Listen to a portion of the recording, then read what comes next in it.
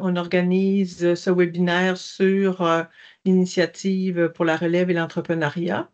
Alors, je vais laisser la parole au ministère de l'Agriculture. On veut vous aviser que cette présentation est enregistrée et sera disponible par la suite. Merci à vous. Parfait.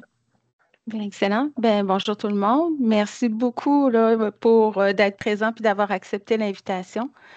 C'est ça, dans le fond, ce matin, l'initiative ministérielle Relève agricole et entrepreneuriat 2024-2025 a été annoncée ou a été lancée, dans le fond.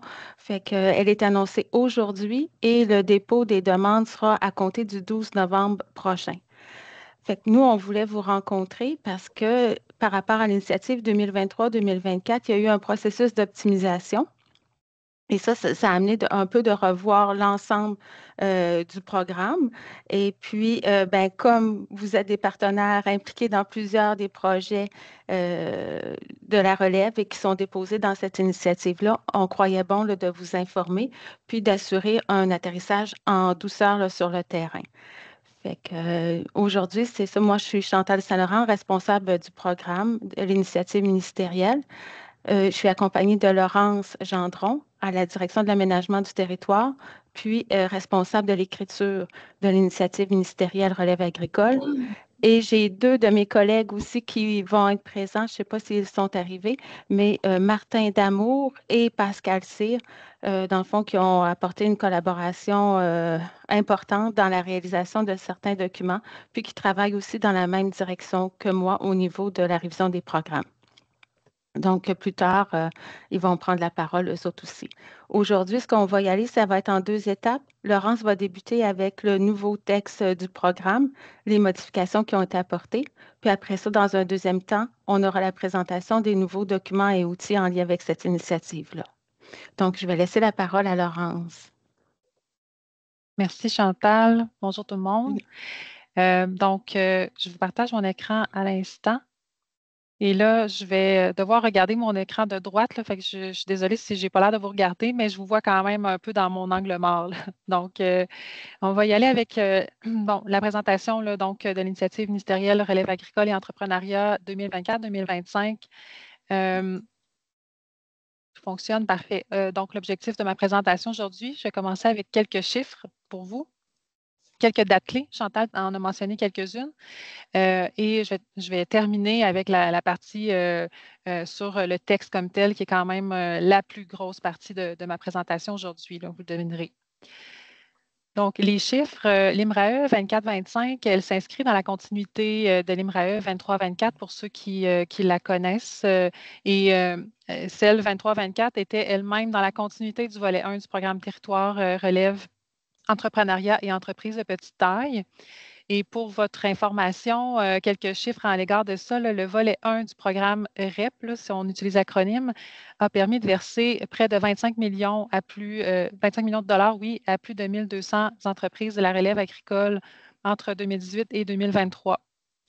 Et tandis que l'IMRAE 23-24 a permis d'octroyer plus de 9,6 millions de dollars en soutien à près de 500 projets. Donc, au total, c'est près de 35 millions de dollars qui a été accordé à notre relève là, depuis 2018. Donc, l'IMRAE 23-24, elle avait été lancée l'année dernière, le 13 septembre 2023. Et elle s'était terminée le 31 janvier 2024, là, donc pour une période d'environ 4 mois et demi. Et donc, aujourd'hui, c'est donc la nouvelle version qui vous est présentée. Le budget de l'initiative 24-25, il est de 5 millions de dollars et on estime que ça pourra soutenir environ 250 nouveaux projets. Puis, il y a une particularité aussi cette année à l'effet que le budget sera réparti de façon régionale pour s'assurer que l'ensemble des régions puissent utiliser leur juste part finalement du budget. Mais c'est certain que si des argents ne sont pas utilisés dans certaines régions, mais ça sera remis en commun pour que le plus grand nombre en bénéficie, évidemment. Des dates clés, Chantal l'a mentionné tout à l'heure. Donc, l'annonce a eu lieu ce matin, vendredi 1er novembre. Et la semaine prochaine, il y aura une infolette régionale du MAPAC qui va partir, donc lundi. Donc, qui va viser la clientèle cible de l'initiative. Pardon. Et la période de dépôt de projet s'étalera du 12 novembre prochain jusqu'au 31 janvier 2025 ou jusqu'à l'épuisement des crédits pour une période donc d'environ 2 mois et demi. Puis la date limite pour terminer les projets et réclamer les dépenses, ce sera le 31 janvier 2026. Donc, pour ceux qui ont connu l'IMRAE 23-24, on est dans la même logique, c'est-à-dire on termine 1 an après la fin de l'initiative, autrement dit. Là. Donc, le texte maintenant, allons-y. Je vous présente d'entrée de jeu, là, les 5 grandes nouveautés, là, disons, qui ont teinté le texte là, cette année. Donc, premièrement, l'âge d'admissibilité du dirigeant qui va qualifier l'entreprise comme relève. Là, l'âge est fixé à 40 ans au lieu de 45 ans. Pour plusieurs raisons, par souci d'uniformité avec les autres programmes qui visent la relève agricole au ministère et ailleurs, comme par exemple à la financière agricole. Et également, c'était une demande de la Fédération de la relève agricole du Québec là, à laquelle le ministère là, finalement a adhéré. Là. Donc, c'est un changement quand même substantiel considérant que depuis 2018, on était à l'âge de 45 ans finalement là, pour ce programme relève-là. Là. Le deuxième élément, c'est le nombre d'années maximales depuis la création de l'entreprise ou depuis l'acquisition des premières parts, qui est établi à 10 ans au lieu de 5 ans. Encore une fois, pour plusieurs raisons. Donc, il est certain que la période 0-5 ans, elle est critique, là, évidemment, pour les entreprises, surtout en démarrage, mais aussi lorsqu'il y a une reprise. Là. Mais aussi, c'est quand même démontré que la phase 5-10 ans, elle est aussi quand même importante. Souvent, elle est associée à une phase de croissance, là, comme vous le savez, avec un risque financier important également. Donc, et encore une fois, c'était une demande de la Fédération de la relève agricole d'allonger cette période-là. Puis quand on regarde aussi certains autres programmes, comme le programme d'appui financier à la relève agricole, qui ne compte pas finalement de nombre d'années limite. Donc, nous, on extensionne un petit peu, on assouplit un peu, mais on demeure quand même plus restrictif là, qu'un programme comme celui de la financière agricole. Pour les demandeurs qui sont des coopératives de travail ou de solidarité, il y a un petit changement du point de vue de l'exigence du pourcentage de parts détenues. En fait, c'est remplacé par une autre exigence mieux adaptée à la réalité de cette forme juridique-là. Je vais vous la présenter tout à l'heure. Il y a la bonification du taux d'aide financière pour certains projets qui passe de 10 à 15 Puis, en dernier lieu, il y a une part de la clientèle qui bénéficie d'un allègement administratif là, en lien avec ce dont Chantal vous a parlé, là, des travaux quand même majeurs qui ont eu lieu au ministère par rapport à l'initiative relève pour essayer d'optimiser le processus de traitement. Là. Donc, voilà pour les grandes nouveautés. Donc, je vais défiler simplement les sections du texte là, avec vous. Et je ne l'ai pas mentionné d'entrée de jeu, mais on aura une période de questions à la fin de ma présentation là, s'il y a des choses qui n'étaient pas tout à fait claires. Donc, l'objectif général, essentiellement, c'est le même que par le passé. En fait, certains mots ont changé, mais l'idée est la même, là, qui est d'aider la relève agricole québécoise à démarrer une nouvelle entreprise ou encore à acquérir ou reprendre une entreprise existante en soutenant, dans une perspective de développement durable, la réalisation d'investissements nécessaires soit au démarrage de ces activités agricoles, donc dans le cas d'une nouvelle entreprise, ou nécessaires à la pérennité de l'entreprise, donc dans le cas où on a une exploitation existante. Et la pérennité, on l'associe à quoi? En fait, on l'associe à l'amélioration de la rentabilité. En fait, comment une entreprise peut être plus pérenne dans le temps, c'est lorsque sa rentabilité sera améliorée ou encore lorsqu'on aura contribué à réduire ses risques. Là. Donc, comme je vous disais, on est dans la même optique là, pour ce qui est de l'objectif de l'initiative qui vise à répondre en fait à l'enjeu d'attirer et de retenir la main-d'œuvre et la relève là, dans le secteur agricole. Puis je pense que cet objectif-là aussi reflète bien la diversité aussi de projets qui peuvent être soutenus par cette initiative-là. La structure de l'initiative, il y a un changement quand même à noter ici là, qui est à l'effet qu'on a maintenant 2 volets. 2 volets qui ont été mis en place essentiellement pour être en mesure de proposer un allègement administratif à une certaine part de la clientèle. Donc, vous avez le volet 1 qui vise l'appui aux exploitations agricoles existantes dont le chiffre d'affaires est de moins de 50 000 $. et aussi qui vise l'appui aux nouvelles entreprises agricoles. Et dans le volet 2, vous avez l'appui aux exploitations agricoles existantes dont le chiffre d'affaires est de 50 000 $ ou plus. Donc, puis là, si je veux définir un peu exploitation agricole, c'est nos entreprises qui sont enregistrées au ministère comme exploitation agricole en vertu du règlement. Et les nouvelles entreprises agricoles, c'est celles qui n'ont pas démarré leurs activités ou qui les ont peut-être démarrées, mais qui n'ont pas encore les facteurs élémentaires de production pour pouvoir s'enregistrer. Donc, on devine que le volet 1 concerne davantage des entreprises qui sont nouvelles ou au tout début de leurs activités, avec un peu moins d'expérience, donc qui comporte peut-être un risque un peu plus grand versus le volet 2 où, avec un chiffre d'affaires de 50 000 $ ou plus, on est en présence d'entrepreneurs qui sont probablement des gestionnaires avec un peu plus d'expérience déjà et qui ont probablement une mise en marché ou des stratégies déjà tout de même en place, là. Donc, qui représentent un risque un peu plus faible. Et donc, je vous parlais d'allègement administratif, c'est qu'en fait, le volet 2 est un peu plus une voie rapide de traitement, c'est-à-dire que il y a ce qui lui est demandé dans le volet 2 est un peu moindre en importance, là. Un peu moins de choses sont demandées aux entreprises du volet 2 versus le volet 1. Le volet 1, donc, qui demande un peu plus d'informations et qui fera l'objet d'une analyse un peu plus poussée, je dirais. Donc, je poursuis avec la section des demandeurs admissibles. Donc, on vient d'en parler un peu, là, mais lorsqu'on veut vérifier si un demandeur est admissible à l'initiative, on va vérifier trois, j'appelle ça des conditions, là. Donc, la première, c'est la catégorie de demandeurs qu'on a. Donc, je vous ai parlé, est-ce que c'est une exploitation agricole enregistrée au ministère ou c'est plutôt une nouvelle entreprise agricole, donc il ne l'est pas encore enregistrée. Donc, ça, c'est la première chose qu'on va regarder. Ensuite, la deuxième chose, c'est le dirigeant. Est-ce que l'entreprise en question, elle compte un dirigeant qui va qualifier l'entreprise comme relève? Donc, basé sur trois critères dont on va parler.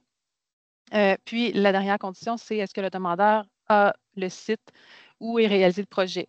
Donc, soit en étant propriétaire ou en étant locataire. Donc, ça, c'est l'ensemble des conditions à rencontrer pour être admissible comme demandeur.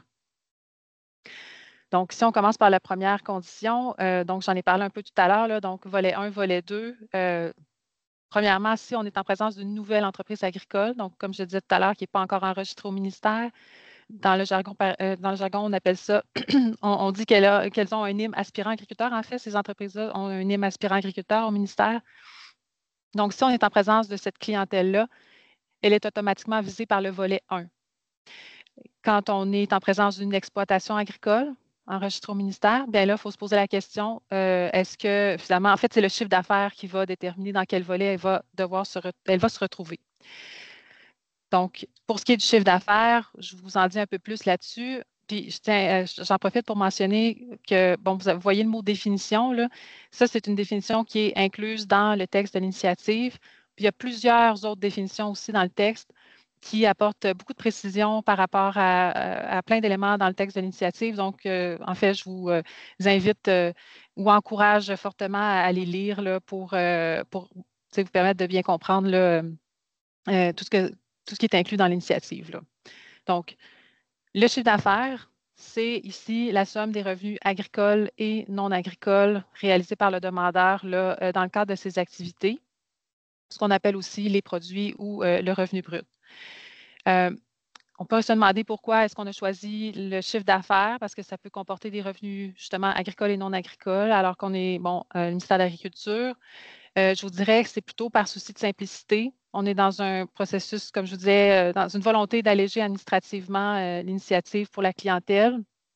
Et c'était beaucoup plus simple, selon nos observations, là, pour la clientèle de savoir rapidement dans quel volet elle doit cadrer si le critère, c'est seulement de regarder son chiffre d'affaires. Donc, pas à dire qu'est-ce qui est agricole, qu'est-ce qui est non agricole, ce n'est pas toujours évident. Donc, on regarde le chiffre d'affaires total, puis ça nous permet de savoir dans quel volet on cadre. Puis aussi, on avait fait quelques vérifications aussi. Et pour des entreprises qui avaient une proportion de revenus non agricoles, donc, par exemple, qui avaient un revenu agricole, un chiffre d'affaires de plus de 50 000 $, quand on regardait le revenu agricole à l'intérieur de ce chiffre d'affaires-là, il était aussi supérieur à 50 000. Donc, ça nous indiquait que ça ne devrait pas avoir un trop gros impact, là. Bref, chiffre d'affaires, c'est ce qu'on regarde. Et où est-ce qu'on le prend, ce chiffre d'affaires-là? Bien, on le prend dans les états financiers. Donc, qu'on définit dans le texte d'initiative, ici, je vous résume très brièvement, là, état financier préparé par un comptable professionnel agréé. Bon, c'est toujours ce qu'on souhaite idéalement, mais on considère aussi les équivalents, soit le formulaire T2042, par exemple, et ou l'annexe 125 dans certains cas, là, dans certains plus rares cas. Donc, on doit trouver le chiffre d'affaires dans un de ces documents-là. Et donc, on comprend que faut que ce soit aussi des états financiers basés sur un exercice financier complet, là. Donc, il faut que ça soit complété un 12 mois pour pouvoir avoir ces documents-là, finalement, qu'on peut vérifier. Donc, ça veut dire quoi aussi? Ça veut dire qu'une entreprise qui aurait 6 mois d'activité, elle n'a pas ses états financiers donc complets. Donc, à ce moment-là, elle est tout simplement visée par le volet 1. Ça ne l'empêche pas de déposer à l'initiative, c'est juste qu'elle va devoir passer par le volet 1, qui est, comme je vous dis, qui demande un peu plus d'informations, mais qui est quand même accessible là, à la clientèle, là. Donc, ça, c'était pour la première condition. La deuxième condition, je vous parlais du dirigeant qui va qualifier l'entreprise comme relève. Donc, vous n'êtes pas surpris, là, les 3 critères reviennent. C'est toujours l'âge, la formation et ce qu'on appelle le pouvoir décisionnel, là, les 3 éléments que j'ai mis en bas. Juste avant d'aller détailler un petit peu ces éléments-là, je rappelle la définition d'un dirigeant. C'est quoi un dirigeant au sens de l'initiative? Donc, c'est une personne physique qui répond à l'un ou l'autre des critères qu'on nomme là. Donc, exploitation, je veux dire, une personne physique qui exploite une entreprise individuelle, qui est actionnaire d'une société par action, qui est sociétaire d'une société en non collectif, en participation ou en commandite. Et le dernier point, et non le moindre en fait, parce qu'il y a quand même une modification à noter, là, c'est est membre travailleur d'une coopérative de travail ou de solidarité. Donc, ça, c'est pour ceux qui ont connu l'ancienne version, là, c'est différent. Parce que dans l'ancienne version, on mentionnait simplement est membre en détenant des parts sociales d'une coopérative. Mais là, on est allé préciser quel type de membre on veut. C'est un membre travailleur, donc un membre qui travaille activement dans l'entreprise pour faire la production agricole. Et on retrouve ce type de membre-là seulement dans les coops de travail et de solidarité. Qui sont ces types de coopératives-là, là, vraiment les coopératives utilisées par la relève qui démarre en agriculture, par exemple, là. Puis, on avait besoin aussi d'apporter cette précision-là, considérant l'adaptation qu'on a fait, là, je vous parlais tout à l'heure du pourcentage de parts là, qui est changé là, pour les coops. Ben, il fallait bien baliser là, le dirigeant de la coopérative là, dans ce cas-là.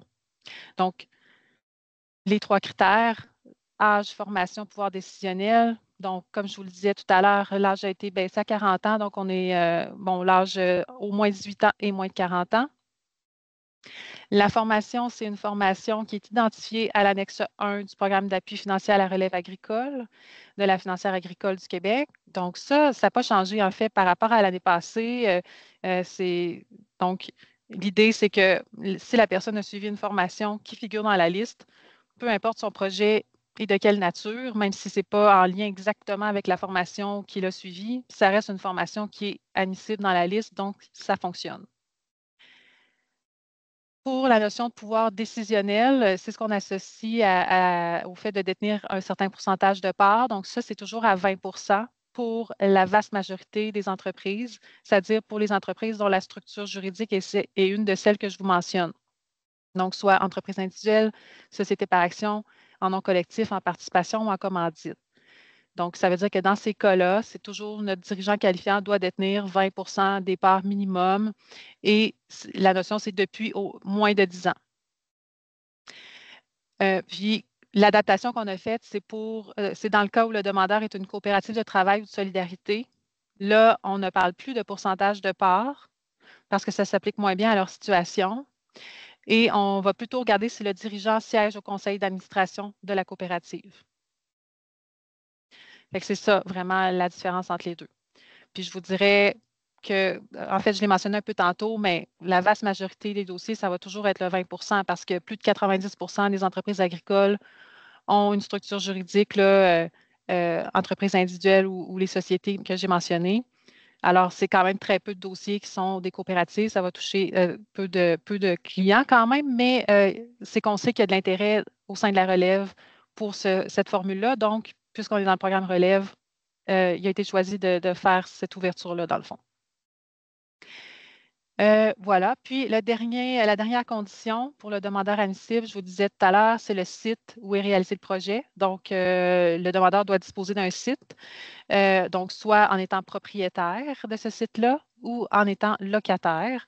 Et s'il est locataire, bien, au moment du dépôt de la demande, il doit détenir un bail de location d'une durée minimale de 5 ans.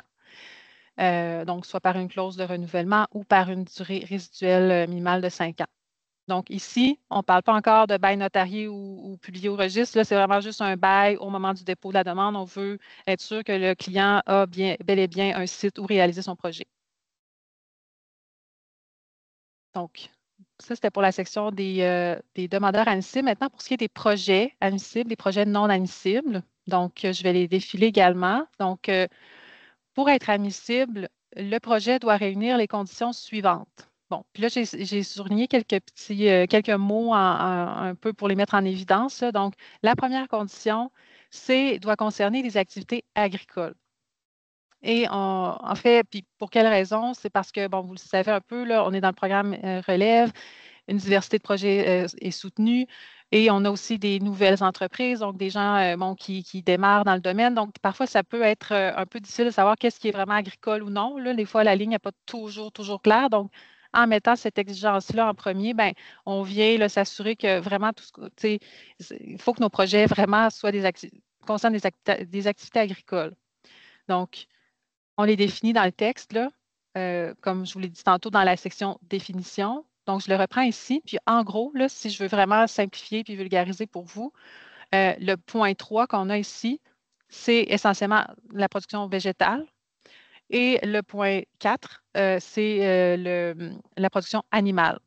Et donc, les autres éléments qu'on a autour de ça, bon, on a l'aquaculture, mais c'est plutôt rare, là, mais sinon, on a les activités complémentaires à notre production végétale ou notre production animale, qui sont par exemple l'agrotourisme ou tout ce qui est transformation, commercialisation, conditionnement, bon, etc. Tout ça, finalement, ce sont des activités agricoles. Donc, ça, c'est la première condition de nos projets admissibles. La deuxième condition, c'est que le projet doit correspondre à au moins l'une des descriptions suivantes. Donc, pour ceux qui ont connu la version précédente, ça se ressemble beaucoup. Donc, on a un premier type de projet qui peut concerner les bâtiments agricoles, donc construction, agrandissement, adaptation, modernisation. Il faut savoir qu'on a ajouté encore une fois des définitions dans l'initiative en lien avec ces éléments-là. Par exemple, le bâtiment agricole est défini, puis il inclut les serres, les silos ou les puits, par exemple. Donc, voilà. Drainage souterrain ou nivellement de terre en culture, c'est aussi un projet admissible. La mise en culture de nouvelles parcelles, c'est un projet admissible également. Et on a une définition qui vient baliser qu'est-ce qu'on entend par la mise en culture de nouvelles parcelles. Ensuite, on a démarrage, amélioration ou accroissement d'un élevage par l'achat d'animaux reproducteurs. Ça aussi, ça ressemble beaucoup à ce qu'on avait dans l'ancienne version, à la différence près qu'on a ajouté le mot amélioration. C'est-à-dire que maintenant, ce n'est plus seulement de l'achat d'animaux reproducteurs lorsque je démarre un élevage, donc l'achat initial, ou pour accroître mon cheptel, pour agrandir mon troupeau. C'est aussi si je veux simplement améliorer. Je ne veux pas nécessairement agrandir mon troupeau, mais je veux juste améliorer mes animaux. Donc, il y en a peut-être que je vais sortir pour en rentrer des nouveaux qui sont de meilleure qualité. Donc, ça fonctionne aujourd'hui.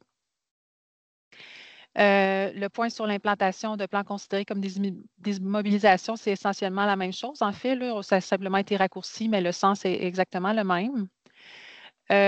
Et l'acquisition, l'adaptation de matériel, d'équipement ou de machinerie. Ça aussi, c'était là et c'est toujours là aujourd'hui.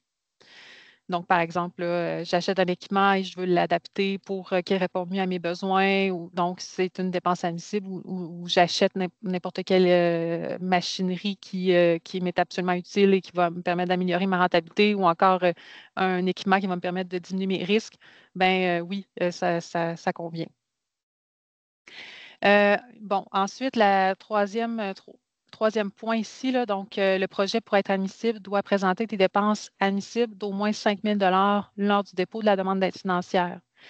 Ça vient un peu remplacer auparavant, ce qu'on avait, c'était une aide financière minimale qui doit être versée de 2 500 Là, on n'a plus ça maintenant. C'est vraiment, pour que ton projet soit admissible, il faut qu'il y ait des dépenses admissibles de minimum 5 000 lorsque tu déposes.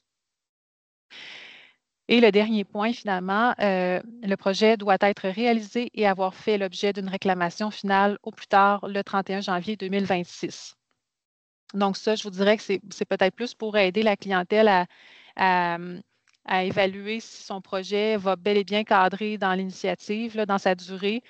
Si la réponse c'est non, ben, peut-être qu'il sera plus judicieux de déposer un autre projet qui va être capable de réaliser vraiment dans les délais de l'initiative. Donc, en mettant cette mention-là, ben, ça devient plus clair qu'il faut que ce soit réalisé dans ces temps-là. Projet non admissible maintenant.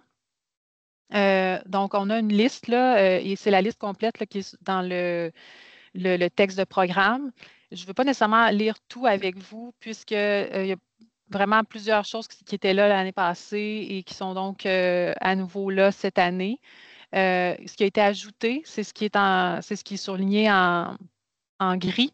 Donc, les bâtiments qui sont destinés exclusivement à l'entreposage de machinerie ou d'équipements, y compris l'espace dans ces bâtiments-là pour leur réparation et l'entretien de la machine et de l'équipement. Donc, en gros, c'est les garages, autrement dit, le garage de machinerie ou garage soit simplement pour entreposer ou pour faire la mécanique. Ce sont des projets non admissibles dans l'initiative 24-25. Pour le reste, comme je disais, c'est essentiellement la même chose. Là. Il y a quelques libellés qui ont été revus, là, par exemple, au point 2 ou point 3, là, qui sont ces libellés-là, et le point 4 aussi, qui sont simplement pour éviter les chevauchements avec d'autres programmes du ministère. Là. Donc, essentiellement, c'est pas mal la même chose que l'année passée. Là. Donc, je me permets d'avancer. Chantal, est-ce que ça va pour le temps? On est encore Oui, correct? 15 minutes devant toi, Laurence, oui. Parfait, parfait. Donc, je suis rendue à la section des dépenses admissibles et non admissibles. Donc, pour être admissible, une dépense doit être directement liée à la réalisation du projet. Les 3 premiers points, en fait, c'est plus administratif, je dirais. Là. Ensuite, elles doivent être réalisées ou réclamées avant le 31 janvier, là, donc 2026. Puis, elles doivent être effectuées aussi à compter de la date de dépôt de la demande d'aide financière complète au ministère. Donc, il faut que le promoteur attende de recevoir la confirmation que sa demande est complète. Puis après ça, ces dépenses vont être acceptées là, à compter de cette date-là. Ensuite, dans le concret, là, les dépenses admissibles sont celles qui correspondent à au moins l'un des éléments suivants. Donc là, je vous ai surligné quelques mots aussi qui, pour moi, là, en tout cas, ça permet, je trouve, de mieux comprendre. Là. Donc, on a des achats admissibles, on a de la location admissible, on a des contractuels, donc la rémunération de contractuels admissibles, puis on a des honoraires aussi. Donc, si je m'en vais un peu plus dans le détail, donc les frais liés aux achats suivants, donc des achats là, de matériaux, de matériel, équipement, machinerie et des achats de plans considérés comme des immobilisations sont admissibles lorsqu'ils sont effectués chez un fournisseur reconnu.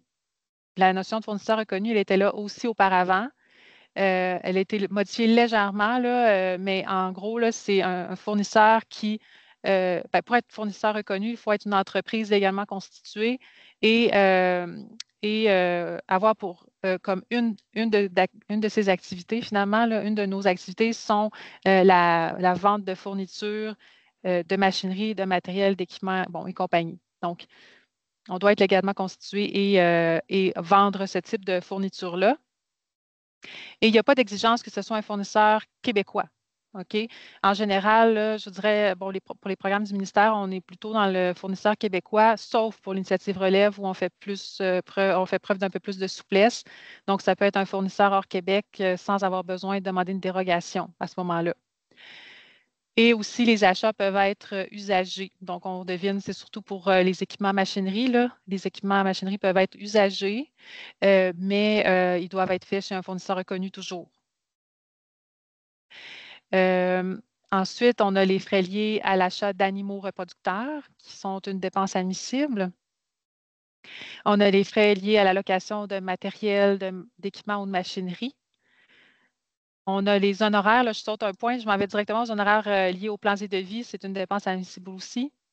Et la rémunération des contractuels, et je le garde en dernier parce que je veux vous définir comme il faut, c'est quoi un contractuel. Donc, qu'est-ce qu'on entend par là? Donc, c'est ce que je vous présente dans cette diapo-ci. Donc, encore une fois, c'est une définition qui figure dans le texte de programme. Donc, un contractuel, c'est une entreprise qui est externe au demandeur, dont les services qui ne sont pas des services professionnels sont retenus pour exécuter des travaux dans le cadre du projet financé par l'initiative. Donc, un exemple, un entrepreneur en construction qui vient, bon, ben c'est les frais pour cette main-d'œuvre-là qui est externe, pour cette entreprise-là qui est externe à mon entreprise, ben oui, ce sera admissible. Les frais d'un draineur, par exemple. Ou encore l'adaptation d'un équipement dont je vous parlais tout à l'heure. J'ai un équipement, j'ai quelque chose à faire installer dessus, là, et je vais, par exemple, le porter chez un mécanicien. Oui, ça marche parce que ça répond à notre définition de contractuel ici. On mentionne aussi que le contractuel doit être inscrit au fichier de la TPS et de la TVQ. Les services que l'entreprise, donc le contractuel rend, font l'objet d'une facture émise au nom du demandeur qui en détaille minimalement la nature et le coût et qui précise le numéro des taxes. Puis un autre élément qu'on précise aussi, c'est que le coût des services doit être juste et raisonnable, bon, c'est-à-dire justifié par les circonstances et proportionné au service attendu et rendu. Puis ça, dans le fond, c'est aussi pour vous dire que j'aurais un cas, par exemple, d'un projet d'implantation d'un verger de pommiers et moi, je veux dire, je n'ai pas l'équipement nécessairement pour faire un travail de sol préparatoire à mon implantation, mais j'ai un voisin qui est producteur agricole qui a cet équipement-là et qui pourrait venir le faire chez moi. Bien, à ce moment-là, si cette entreprise agricole-là, ce producteur-là voisin, en fait, c'est une entreprise externe à moi, à mon entreprise en tant que demandeur, si elle est inscrite au fichier TPS TVQ, et qu'elle fournit une facture avec son numéro de taxe, avec une facture qui détaille ce qu'elle a fait, les coûts, puis que les coûts sont justes et raisonnables, bien, à ce moment-là, oui, ça va fonctionner aussi. Tu sais, que ça sera une dépense admissible aussi, parce que ça va être bien justifié dans mon projet, puis ça répond à la définition d'un contractuel. Donc, ça, c'est ce que je voulais vous dire. Puis, je mentionne aussi le retrait de l'exigence de la licence requise par la RBQ, la Régie du bâtiment du Québec. Pourquoi? Parce que dans l'ancienne version, c'est inscrit que, dans le fond, que c'est exigé lorsqu'elle était requise, la licence.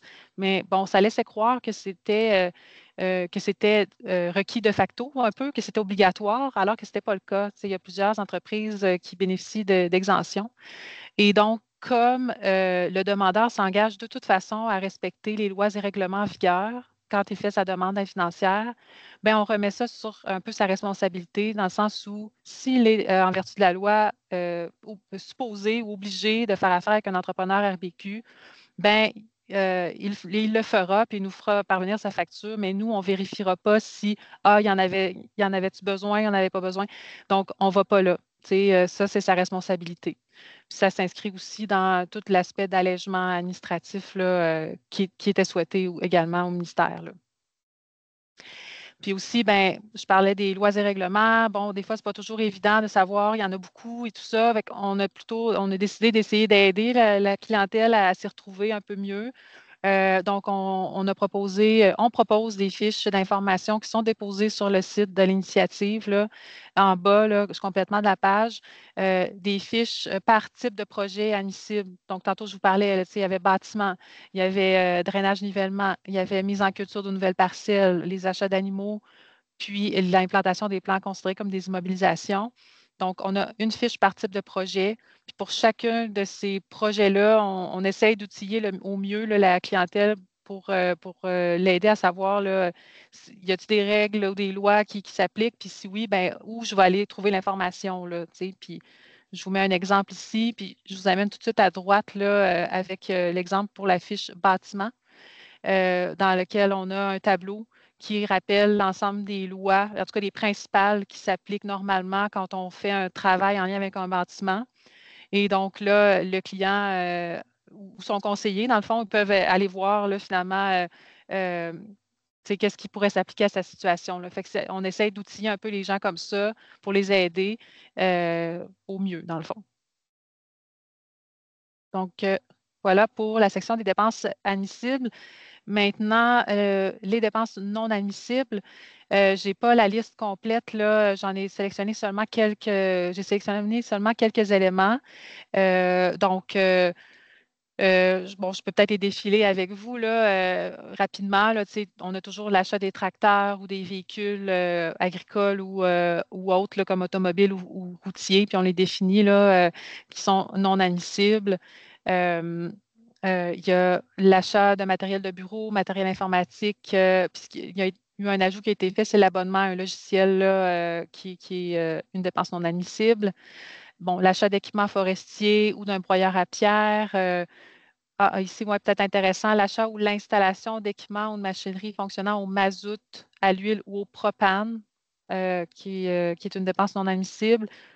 Ici, les deux éléments que vous avez, c'est en lien avec ce qu'on avait auparavant, qui était mentionné par rapport au plan d'agriculture durable. Là, la mention du plan d'agriculture durable, elle est retirée, mais en gros, là, on explique, on dit simplement la raison pour laquelle cette série d'équipements-là, par exemple, qu'on nomme ici, sont non admissibles.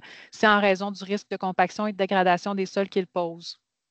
Donc, on spécifie plutôt clairement là, pourquoi ils sont non admissibles dans ce cas-ci. Je l'ai mentionné un peu tantôt, les dépenses liées au remplacement d'un actif par un même actif, c'est une dépense qui était non admissible et qui a été retirée. Donc, un peu avec l'exemple que je vous mentionnais à propos des animaux tout à l'heure, on permet l'amélioration, l'achat d'animaux pour l'amélioration d'un cheptel. Donc, ça ne veut pas dire qu'on accroît nécessairement ou qu'on démarrait. Ça veut juste dire finalement, c'est une forme de pratiquement de remplacement, mais toujours dans une optique d'amélioration. Donc, la même chose s'applique pour un équipement que oui, peut-être que j'avais déjà, mais que ça fonctionnait plus ou moins bien. Puis là, je vais m'acheter quelque chose de beaucoup mieux qui va me permettre d'être plus efficace, de probablement réduire peut-être mes coûts de production. Puis, donc, plein de raisons comme ça en lien avec l'amélioration de la rentabilité dont je vous parlais plus tôt. Donc, pour toutes ces raisons-là, finalement, cette dépense-là a été retirée des dépenses non admissibles. Puis, elle était associée, cette dépense-là, dans le libellé de l'ancien texte, aux dépenses d'entretien normales là, d'un bâtiment ou d'un équipement. Ça a été conservé, cette notion-là d'entretien, là, qui sont toujours des dépenses non admissibles. Le libellé est un petit peu revu, là, c'est ce que vous voyez en vert. Donc, d'entretien de réparation, tout simplement, sont des dépenses non admissibles. Puis comment qu'on les distingue, finalement, c'est que c'est des dépenses courantes. Hein, l'entretien et la réparation, ben, c'est quelque chose qui va peut-être revenir à chaque année ou quand même assez fréquemment. Puis c'est des dépenses qui sont portées en diminution des revenus l'année où elles sont engagées, puis elles visent à maintenir la capacité de production.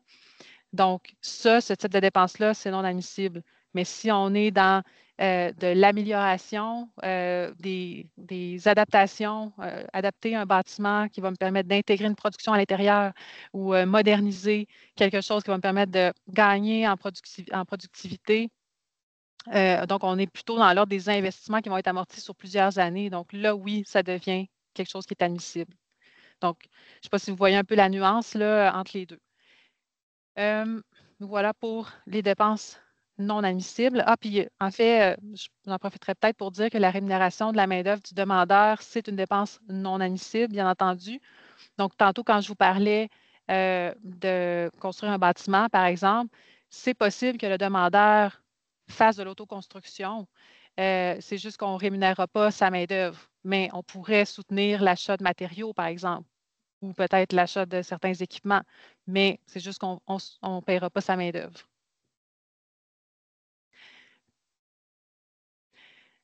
L'aide financière, donc, le montant maximal d'aide financière est de 25 000 par demandeur pour la durée d'initiative.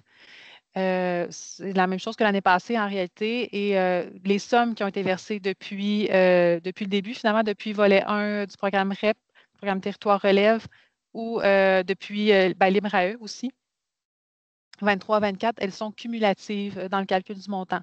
C'est-à-dire qu'une entreprise qui aurait déjà obtenu son 25 000 depuis 2018 en réalité ne pourrait pas avoir d'aide financière cette année. À la suite de l'envoi de la convention d'aide financière, les dépassements de coûts ne sont pas acceptés aux fins d'une aide financière supplémentaire. Donc, les dépassements de coûts là, sont non admissibles. Le taux d'aide financière est de 50 des dépenses admissibles. Et je vous parlais tout à l'heure de la bonification là, de 15 au lieu de 10 qui est attribuée aux projets suivants, donc les projets qui concernent les produits qui font l'objet d'une pré-certification ou d'une certification bio. Et les projets aussi qui concernent une exploitation agricole située dans l'agglomération des Îles-de-la-Madeleine. Donc, ça, ce sont nos projets là, qui sont bonifiés de 15 pour un taux d'aide total de 65. L'aide financière, elle est versée en un maximum de 2 versements. Et il y aura une avance jusqu'à concurrence de 70 qui va être faite lors de la signature de la convention d'aide financière par les parties. Et il y aura, en fait, le premier versement, il sera fait là, avant le 31 mars 2025. Dépôt et sélection des demandes, c'est la dernière section que j'avais à vous présenter là, aujourd'hui. Donc, comme on le disait tout à l'heure, la période de dépôt de projet, elle s'étend du 12 novembre 2024 au 31 janvier 2025 ou à l'épuisement des crédits. Puis donc, pendant cette période-là, là, c'est vraiment un dépôt de projet en continu. Et seules les demandes d'aide financière qui sont complètes et pour lesquelles le demandeur et le projet sont admissibles feront l'objet d'une analyse. Et d'une analyse basée sur les critères que vous voyez dans l'encadré en bas. Et sur lesquels Chantal va revenir tout à l'heure, mais simplement pour que vous voyez là, que, en lien avec ce que je vous disais tout à l'heure, les volets 1, volet 2, allègement administratif, ou en fait, voie rapide pour le volet 2, on le voit là, que le volet 2 est analysé sur la base d'un critère finalement, donc plus rapide, moins exhaustif là, pour les entreprises dans ce volet-là. Et l'autre élément, c'est l'ordre d'octroi des aides financières est déterminé en fonction de la date à laquelle la demande d'aide financière est complète. C'est-à-dire que si moi, j'ai déposé une demande aujourd'hui et que ma demande est incomplète et qu'elle devient complète seulement dans 3 semaines, je vais passer après mon voisin qui a déposé demain, mais que lui, sa demande était complète. Là, demain, on est samedi, là, mais en tout cas, on comprend. Donc, voilà. C'est vraiment en fonction de la date de la demande d'aide financière complète. Juste un mot sur, j'ai parlé quand même j'ai mentionné beaucoup l'allègement administratif, là, mais c'est juste parce que là, j'entre dans la section documents à déposer, puis je voulais juste mentionner qu'il y a plusieurs documents qui ne sont plus demandés puisque on vérifie l'information à même le dossier du client au ministère. Donc, c'est de là l'importance que le dossier du client soit le plus à jour possible. Hein, donc, par exemple, la catégorie de demandeur, l'âge du dirigeant, la forme juridique, là, je ne les nomme pas tous, là, mais tout ça sont des éléments qu'on va aller vérifier dans le dossier du client. Et le seul moment où on demanderait à l'égard de ces éléments-là qu'ils nous fournissent de la documentation additionnelle, c'est si ce qui apparaît dans son dossier client n'est pas cohérent avec ce qu'on a sur le formulaire de demande. Alors, à ce moment-là, on aurait comme 2 déclarations différentes. Donc, il faut avoir l'information qui va nous permettre de trancher et de dire qu'est-ce qui est la bonne information. Donc, mais d'emblée, là, normalement, là, on ne demande pas d'information pour ces éléments-là. Autre allègement administratif en lien avec la bonification de 15 pour les produits bio, là, on utilise le site Portail Bio-Québec. Donc, on ne demande plus à l'entreprise de nous fournir de la documentation. On va voir là, directement sur le site qu'est-ce qu'il y en est. Et les projets de drainage et de nivellement ne nécessitent plus le dépôt d'un diagnostic réalisé par un conseiller agricole, ni des plans et devis signés par un ingénieur, comme c'était le cas dans l'IMRAE 23-24. C'est toujours très important qu'ils le fassent. Idéalement, c'est juste qu'on ne le demande plus, ce n'est plus une exigence dans l'initiative Relève. Et la raison, c'est de l'uniformité dans le traitement des projets. On était plus sévère, finalement, en quelque sorte, là, pour les projets de drainage, nivellement, comparativement à d'autres projets, donc par souci d'équité envers la clientèle. Donc, cette exigence-là a été retirée. Mais les fiches d'information dont je vous parlais plus tôt, là, rappellent dans les étapes essentielles pour réussir son projet, les fiches rappellent que c'est super important de faire ces étapes-là, de faire un diagnostic, de faire un plan. C'est juste que ce n'est plus une exigence pour le programme. Donc, les documents à déposer, je termine avec ça. Pour avoir une demande d'aide financière complète, donc évidemment, on a le formulaire de demande d'aide financière dûment rempli. On a, et Chantal y reviendra, on a le gabarit de plan d'affaires complet pour le volet 1 et partiel pour le volet 2. On a un document de prévision budgétaire aussi, 3 ans, qui est demandé. La copie du diplôme du dirigeant devra être fournie. Copie du diplôme ou autre preuve de réussite acceptée. Les états financiers, s'ils sont disponibles. Pour les nouvelles entreprises agricoles, ça va prendre la preuve que le demandeur dispose du site où est réalisé le projet. Donc, il devra nous fournir des documents en lien avec ça pour la simple raison que cette information-là n'est pas dans le dossier d'une nouvelle entreprise agricole au ministère. Donc, c'est pour ça qu'elle doit nous le fournir comparativement à une exploitation agricole dans laquelle on a déjà cette information-là de consigner. En lien avec l'adaptation du critère du pouvoir décisionnel du dirigeant là, pour les coopératives, ben, il y aura des informations à fournir là, par ce type d'entreprise-là. Donc, une attestation qui précise que le dirigeant qualifiant est bel et bien membre travailleur de la coop et aussi qu'il est bel et bien membre du conseil d'administration. Donc, 2 documents à déposer pour les coops. Puis, ben, si ça s'applique, là, une procuration qui autorise le représentant, là, disons que c'est un représentant qui avait rempli les documents, là, donc une procuration qui devra être fournie, là, le cas échéant. Donc, ça, c'est pour avoir une demande d'aide financière complète. Puis, tantôt, je vous ai dit rapidement là, par rapport au bail qu'au dépôt de la demande, ce n'était pas nécessaire que ce soit notarié ou publié. Si on a une exigence d'avoir un bail notarié ou publié, c'est avant le dernier versement. Donc, et c'est seulement dans le cas où l'aide financière versée ou octroyée, elle est de 15 000 ou plus et qu'elle est donc en lien avec une immobilisation elle est en lien avec un projet sur une immobilisation louée. Donc, par exemple, un bâtiment loué, une terre louée. Si la relève reçoit 15 000 ou plus, dans ces cas-là, elle va devoir fournir avant le dernier versement un bail notarié ou publié au registre. Mais c'est seulement dans ce cas-là. Donc, ça fait le tour pour moi. C'est ça, j'ai terminé. Donc, merci pour votre attention. Puis, si vous avez des questions, on peut tenter d'y répondre. Je vais arrêter mon partage, peut-être. Donc, je ne sais pas s'il y a des questions. Non? Donc, on va... Ah, oui. Oui, Stéphanie? Oui, bonjour. J'avais une question par rapport à la nouvelle mouture là, qui dit qu'on peut remplacer un équipement si c'est pour améliorer. Je donne un exemple dans le cas où un vieux tracteur est remplacé par un nouveau tracteur. Ça va pas, ben, ça peut quand même améliorer les performances de l'entreprise. Puis, je voyais qu'il y avait aussi, vous avez ajouté dans l'objectif de réduire les risques. S'il y a un tracteur qui n'est pas fiable, qui est remplacé par un nouveau, là, je veux juste voir un petit peu jusqu'où ça peut aller dans le remplacement. Bien, déjà, le tracteur, c'est une dépense non admissible. Ça, d'entrée de jeu, c'est non admissible. C'est ça.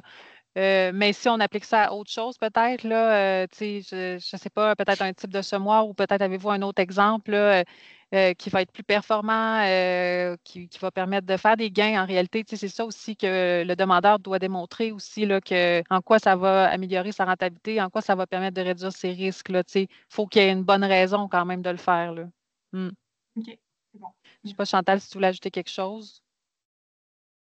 Non, c'est correct. Je ris parce que là, j'achumais pendant que toi, tu répondais. Fait que, OK. bon, on continue. Oui, C'est bon. on a M. Bernard Doré qui a la main levée.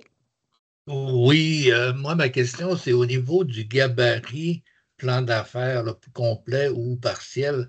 Dans le cas de quelqu'un qui aurait déjà un plan d'affaires qui aurait été fait depuis moins que 6 mois ou dans l'année 2024 et un plan d'affaires par un conseiller reconnu, conseiller en gestion, accrédité, tout ça, est-ce qu'il peut être fourni à la place du gabarit? Oui, tout à fait. Oui, Chantal, je ne sais pas si tu veux répondre, là. C'est ça, on y arrive, M. Doré. Dans quelques minutes, on tombe dans les outils, dans le fond, les documents complétés par nos demandeurs, puis vous allez avoir votre réponse. Fait que OK, je merci. vais, c'est ça, après la présentation, moi aussi, ou en cours de route, vous pourrez me poser des questions, puis, mais on va avancer, puis Il n'y a oui, pas de ça problème, va se merci. répondre. Parfait. Oui, Nathalie. Oui, c'était la même question que Bernard là, au sujet du gabarit Excel pour les prévisions budgétaires. Là. Je voulais savoir si on pouvait déposer un plan d'affaires qui venait d'être produit là, à la place. Parfait. On va répondre à ça dans les prochaines minutes. Parfait. Oui. Et Zora? Oui, c'est Oui. Stéphane. Oh, C'était OK. pour savoir, c'était juste pour savoir, est-ce que le site est déjà créé présentement? Est-ce qu'on peut avoir déjà accès sur le site? Oui, vous Tout est- tapez. Là, je prends la parole, Ah non, c'est beau, Laurence. vas-y. En tout cas, Oh, l'annonce a été faite ce matin, donc oui, le site, tout est en ligne, là, effectivement, tout est accessible. OK, fait que là, à ce moment-là, on tape IMRAE 2023-2024? peut-être initiative ministérielle relève. Puis là, oui, vous allez arriver. IMRAE, je ne suis pas Initiative sûre ministérielle que. de l'aide. Ah Oui, oui, c'est oui, j'y arrive. C'est parfait. parfait. Merci. Bienvenue. Oui, Zora. Ma question, ça concerne les entreprises qui vont être admissibles dans le volet 1. Pour les aspirants agriculteurs qui ont déjà eu leur programme 2020 et puis qui démarrent bientôt, est-ce que ça s'applique? Parce que l'année passée, il fallait comme avoir déjà le quota. Puis en plus, les revenus, selon les prévisions budgétaires, ça doit dépasser 50 000. Bon, est-ce que cette entreprise-là, parce qu'il y a plusieurs éléments là-dedans, là, cette entreprise-là, est-ce qu'elle a un NIM exploitant agricole ou un NIM aspirant à ce moment-là? Probablement Elle doit avoir exploitant. un NIM, oui. Elle est déjà créée. Exploitant. Oui, OK. elle est créée. Donc, puis là, après ça, on veut savoir c'est quoi son chiffre d'affaires pour être capable de dire dans quel volet elle va se situer. Donc là, est-ce qu'elle a commencé son exploitation? Je pense, oui. Pas encore. Pas encore. Encore. OK. À ce moment-là, elle ne pourra pas démontrer qu'elle a 50 000 de chiffre d'affaires, donc elle serait nécessairement visée par le volet 1 à ce moment-là. OK, d'accord. Oui. Mais il n'y a pas l'obligation de détenir le quota vu que c'est en production laitière. Ça ne s'applique pas normalement. Bien, en tout cas, ce n'est pas dans nos exigences du programme OK. d'entrée de jeu, mais il faut savoir que, puis tu sais, tantôt, je suis passée peut-être vite dessus, mais tu sais, il y a toujours document à fournir sur demande, c'est-à-dire que si à l'analyse, un analyste juge qu'il lui manque une information importante au dossier, bien, ça se pourrait qu'il la demande à ce moment-là, puis OK. la personne devra nous la fournir. Mais je vous dirais que d'entrée de jeu, là, dans le texte, ce n'est pas quelque chose qui est demandé explicitement. OK, c'est parfait. Merci. Parfait. Puis je bonifierais là-dessus, sur cet élément-là, c'est qu'on cherche toujours des projets matures, dans le fond, qui sont pour se réaliser dans la prochaine année. Donc, on voit, puis on le précise même le 31 janvier 2026. Ce démarrage-là en production laitière, supposons c'est l'achat de vaches qui nous demande, puis qu'on pense qu'il n'y aura pas le quota laitier, dans le fond, dans la prochaine année. c'est sûr que ce n'est pas souhaité peut-être de déposer tout de suite à l'initiative, soit de la Ouais. reporter ou s'il y a des aménagements puis des investissements à faire dans l'étable, bien ça, c'est plus propice de se réaliser dans la prochaine année. Donc, ça sera un projet mature et réalisable à court Ouais, terme. ouais. Ben, dans mon Mm. cas, il a eu son 2020, donc il va démarrer normalement décembre, janvier. Donc, il a déjà son quota. Parfait. Mm. Ben, Ben, merci. c'est ça, c'est sûr qu'on a déposé des demandes pour avoir le démarrage 2020. Là, on vient de déposer là, pour le 31 octobre. Donc, ils vont avoir leur réponse juste au mois de février. C'est dans ce Février. sens-là. Là. C'est en février qu'ils vont avoir leur réponse s'ils ont accès ou pas à ce programme de démarrage-là. Fait que, Mm. là, ce que je comprends, c'est que ce ne serait pas admissible, ce cas-là. Non, c'est ça, OK. c'est sûr. Et c'est pas un projet là, confirmé. Donc, OK. on le sait, quand il démarre avec 2020, ben, bien souvent, il y a des investissements à faire hein, sur les 2, 3 premières années. Fait que ça, vous êtes mieux de ne pas faire travailler les demandeurs pour rien puis d'être refusés, d'attendre au moment qu'ils sont vraiment prêts, là. Oui, que c'est accepté, dans le fond. Mm. Oui. Parfait. Fait que, excellent. Ça veut dire que je vais partager l'écran. Je ne sais pas s'il y avait d'autres questions. Donc, on va continuer. On s'en va vers les documents et les outils. Moi puis mon collègue Martin, on va vous faire la présentation dans les prochaines minutes. Puis, si vous voulez poser des questions au fur et à mesure, parce que je sais que ça vous implique directement ces documents-là à compléter, n'hésitez pas à lever la main puis à les poser. Laurence va me le dire aussi si il y a des mains qui se lèvent puis il y a des questions à poser. Parfait. OK. Donc, on y va comme ça. Parfait. Fait que c'est sûr qu'avant d'aller directement dans les outils, peut-être que je veux vous ramener à certains éléments qui nous ont emmenés à ce qu'on va vous présenter comme outil là, qui a été mis en place pour cette initiative-ci. Hein, après janvier 2024, là, dans le fond, après la dernière initiative, il y a eu un sondage fait auprès de la clientèle qui avait déposé au programme, puis auprès des ressources du ministère. Puis certains éléments comme trop d'informations qui étaient demandées versus l'aide financière qui était versée, la qualité des dossiers déposés était très variable et plusieurs autres éléments faisaient qu'on ne pouvait pas garder un statu quo. On a passé par un processus d'optimisation, puis certaines solutions ont été apportées, dont de revoir les documents qui étaient complétés par la clientèle, d'élaborer des gabarits de plans d'affaires qui allaient, dans le fond, demander ou préciser vraiment l'information essentielle qui était utile pour nous, pour l'analyse des projets. Bien, pour nous, puis pour les demandeurs, dans le fond, diminuer un peu le niveau de la quantité d'informations demandées. Et puis ça, comme Laurence l'a dit, ça l'amenait vers 2 volets de clientèle pour amener un certain allègement administratif.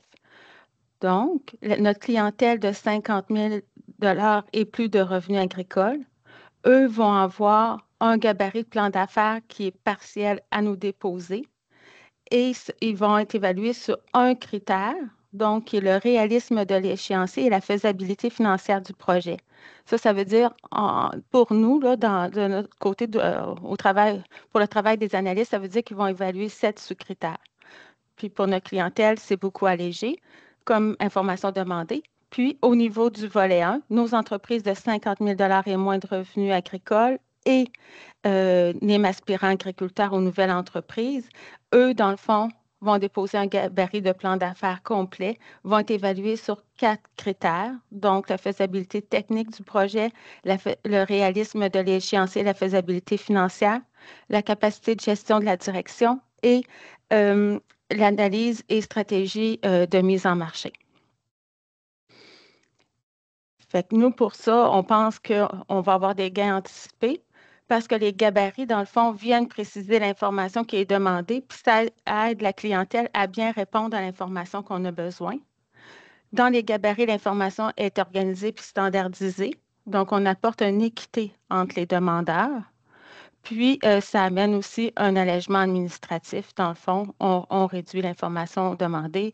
Donc, on pense atteindre un objectif d'une démarche de dépôt simplifiée puis une expérience client qui va être bonifiée. Donc, pour en accompagnement, ce qui serait important pour notre clientèle ou pour vous aussi ou pour tous ceux là, qui accompagnent la relève à déposer un projet dans l'initiative, il va y avoir une infolette qui va être publiée incessamment aujourd'hui ou lundi. Et dans cette infolette-là, on fait le lien vers le site web de l'initiative où on retrouve l'ensemble des documents. On va faire le lien vers la liste des répondants régionaux de l'initiative. Donc, c'est bon pour notre clientèle et c'est bon pour vous aussi. Si vous avez des questions, vous allez voir c'est qui les répondants dans chacune des régions qui vont pouvoir vous aider dans le fond. Puis vous aider à répondre à aux questions que vous aurez. Et dans l'infolette aussi, il va y avoir le simulateur d'admissibilité. Le site web, lui, contient le texte du programme, le simulateur d'admissibilité, la liste des documents déposés, la liste des répondants régionaux de l'initiative. Il y a eu des capsules d'information qui ont été réalisées pour aider les gens ou toute personne là, impliquée dans le programme pour faciliter les documents à compléter qui sont le formulaire de demande d'aide financière, puis les différents onglets du fichier des prévisions budgétaires à 3 ans. Puis Laurence, elle l'a dit aussi à quelques reprises, on a ajouté des fiches d'information. On s'adresse principalement à une clientèle relève, puis bien souvent, c'est du démarrage. Donc, certaines fiches sont très utiles pour cette clientèle-là. Donc, si on y va avec le simulateur d'admissibilité, le simulateur, c'est un outil de validation qu'on a voulu, excusez-moi, qu'on a voulu simple. Dans le fond, c'est sous la forme d'un questionnaire Microsoft Form. Puis, cet outil-là, dans le fond, c'est pas par pas où c'est que le demandeur peut vérifier son admissibilité, l'admissibilité de son projet, dans quel volet il peut déposer, et puis les documents qui sont obligatoires à déposer. Ici, je vais vous apporter... ça a-tu fonctionné? Oui. Donc, c'est ce qui a l'air, notre simulateur d'admissibilité. Et vous pouvez descendre et chacune des questions, pas par pas, dans le fond, le demandeur y répond, puis va valider, voir si ça vaut la peine là, de poursuivre et d'appliquer au programme. Si ça existe, c'est parce que la dernière fois, on a eu quand même plusieurs demandes qui nous étaient déposées et des clientèles non admissibles. Donc, c'est jamais agréable. Fait que on pense que c'est un outil, si on met de l'avant, puis on le promouvoit tous ensemble, puis ça peut être aussi utile pour vous, là, quand vous voulez valider avec une clientèle là, qui vous interpelle pour ce programme-là. Parfait. Un rappel des dossiers complets. Donc, on a 2 options. Le volet 1, formulaire de demande d'aide financière à compléter. On a le même formulaire qu'on soit dans le volet 1 ou dans le volet 2. On va y revenir tantôt. Dans le volet 1, on demande la copie du diplôme du dirigeant admissible. C'est les états financiers de l'entreprise, le gabarit de plan d'affaires complet, les prévisions budgétaires 3 ans. Au niveau de volet 2, on a le formulaire de demande d'aide financière, toujours la copie du diplôme du dirigeant admissible, les états financiers de l'entreprise, le gabarit de plan d'affaires partiel et les prévisions budgétaires 3 ans.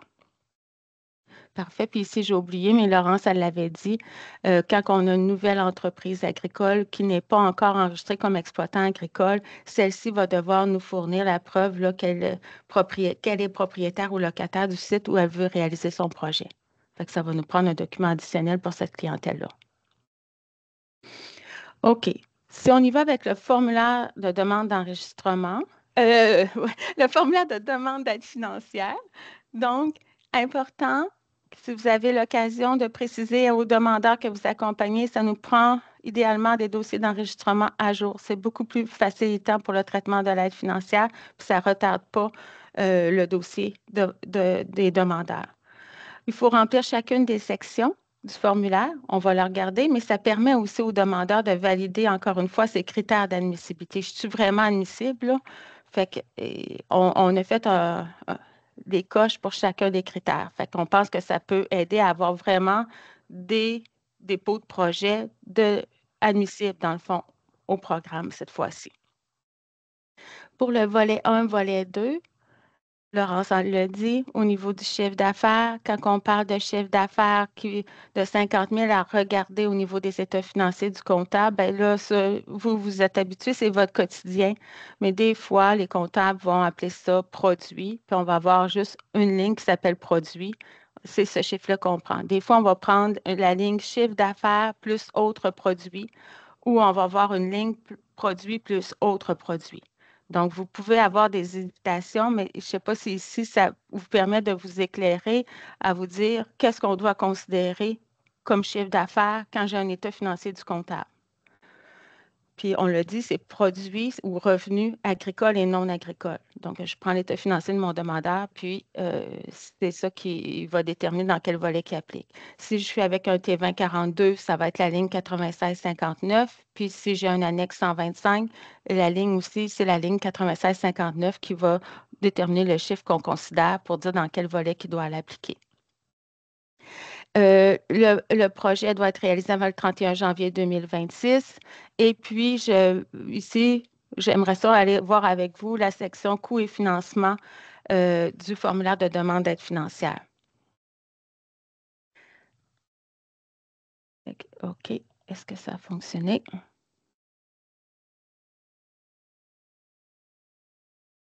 Donc, vraiment, ici, vous allez reconnaître le formulaire de demande d'aide financière, les premières sections ne changent pas. Le renseignement sur le demandeur, renseignement sur le dirigeant admissible, celui de l'entreprise celui qui rend admissible l'entreprise au programme. Encore une fois, l'engagement et obligation du demandeur. Donc, c'est des éléments à lire et à cocher. Pas vraiment de modification ici. Admissibilité du demandeur, ce que je vous disais qu'on avait ajouté. Pour être sûr que, dans le fond, le demandeur ou vous, si vous êtes en accompagnement, que l'entreprise réalise, si à un moment donné, ça bloque, puis elle fait une validation auprès d'un répondant du MAPAC, bien, qu'elle n'est pas admissible, bien, qu'on arrête ça là. Donc, après ça, admissibilité du projet, c'est la même chose. 80% du contenu est à cocher dans le formulaire de demande d'aide financière. Ici, description du projet. Vous savez, le formulaire de demande d'aide financière, notre gabarit ou les gabarits de plan d'affaires spécifiques à l'initiative, puis les prévisions budgétaires, c'est intimement lié. Là. Donc, c'est pour ça qu'on a rendu disponible cette fois-ci le formulaire de demande d'aide financière. Il peut être complété en même temps que l'ensemble des autres documents. Cependant, l'adresse pour déposer les documents sera rendue disponible ou sera publicisée, là, dans le fond, seulement le 12 novembre, au moment de l'ouverture de l'initiative. Donc, cette fois-ci, vous pouvez compléter les 3 documents en même temps. Donc, description du projet, c'est la même chose. On demande les dates.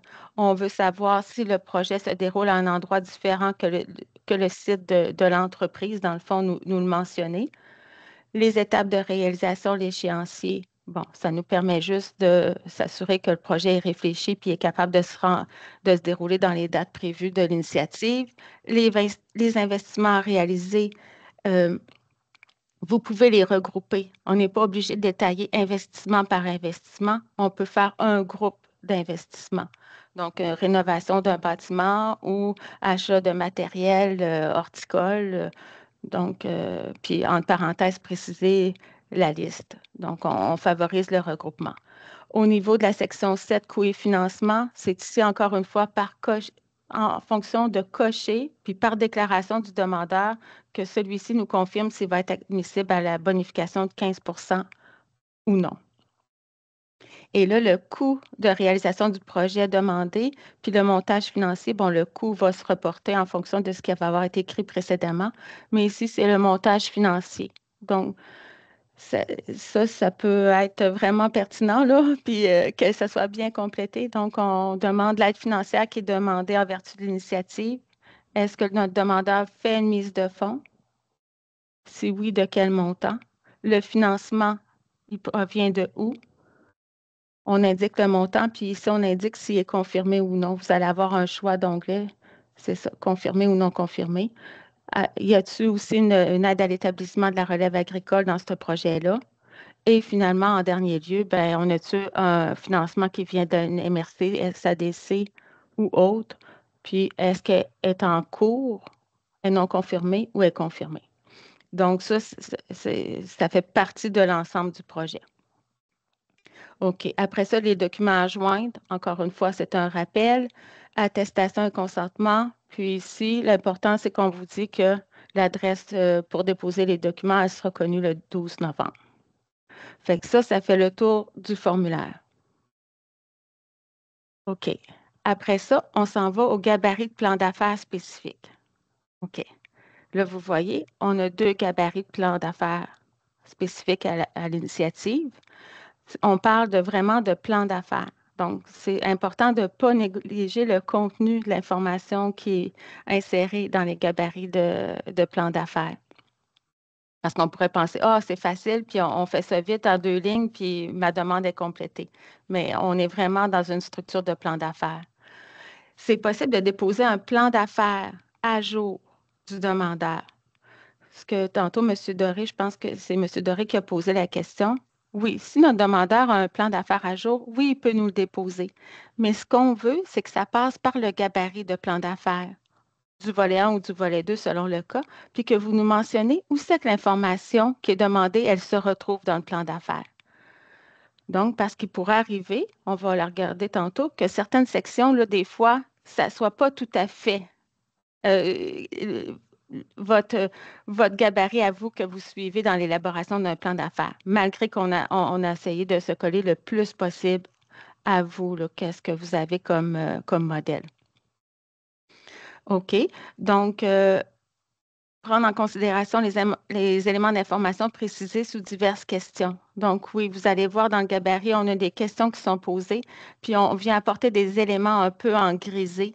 Donc, ça, c'est pour dire aux demandeurs qu'est-ce qu'on s'attend, dans le fond, dans cette section-là. Donc, ne pas négliger, quand vous utilisez les gabarits pour déposer un projet pour un de vos clients, de lire ces informations-là, puis d'y répondre. Bon, après ça, est-ce que nos demandeurs sont admissibles à une aide financière du réseau Agri-Conseil?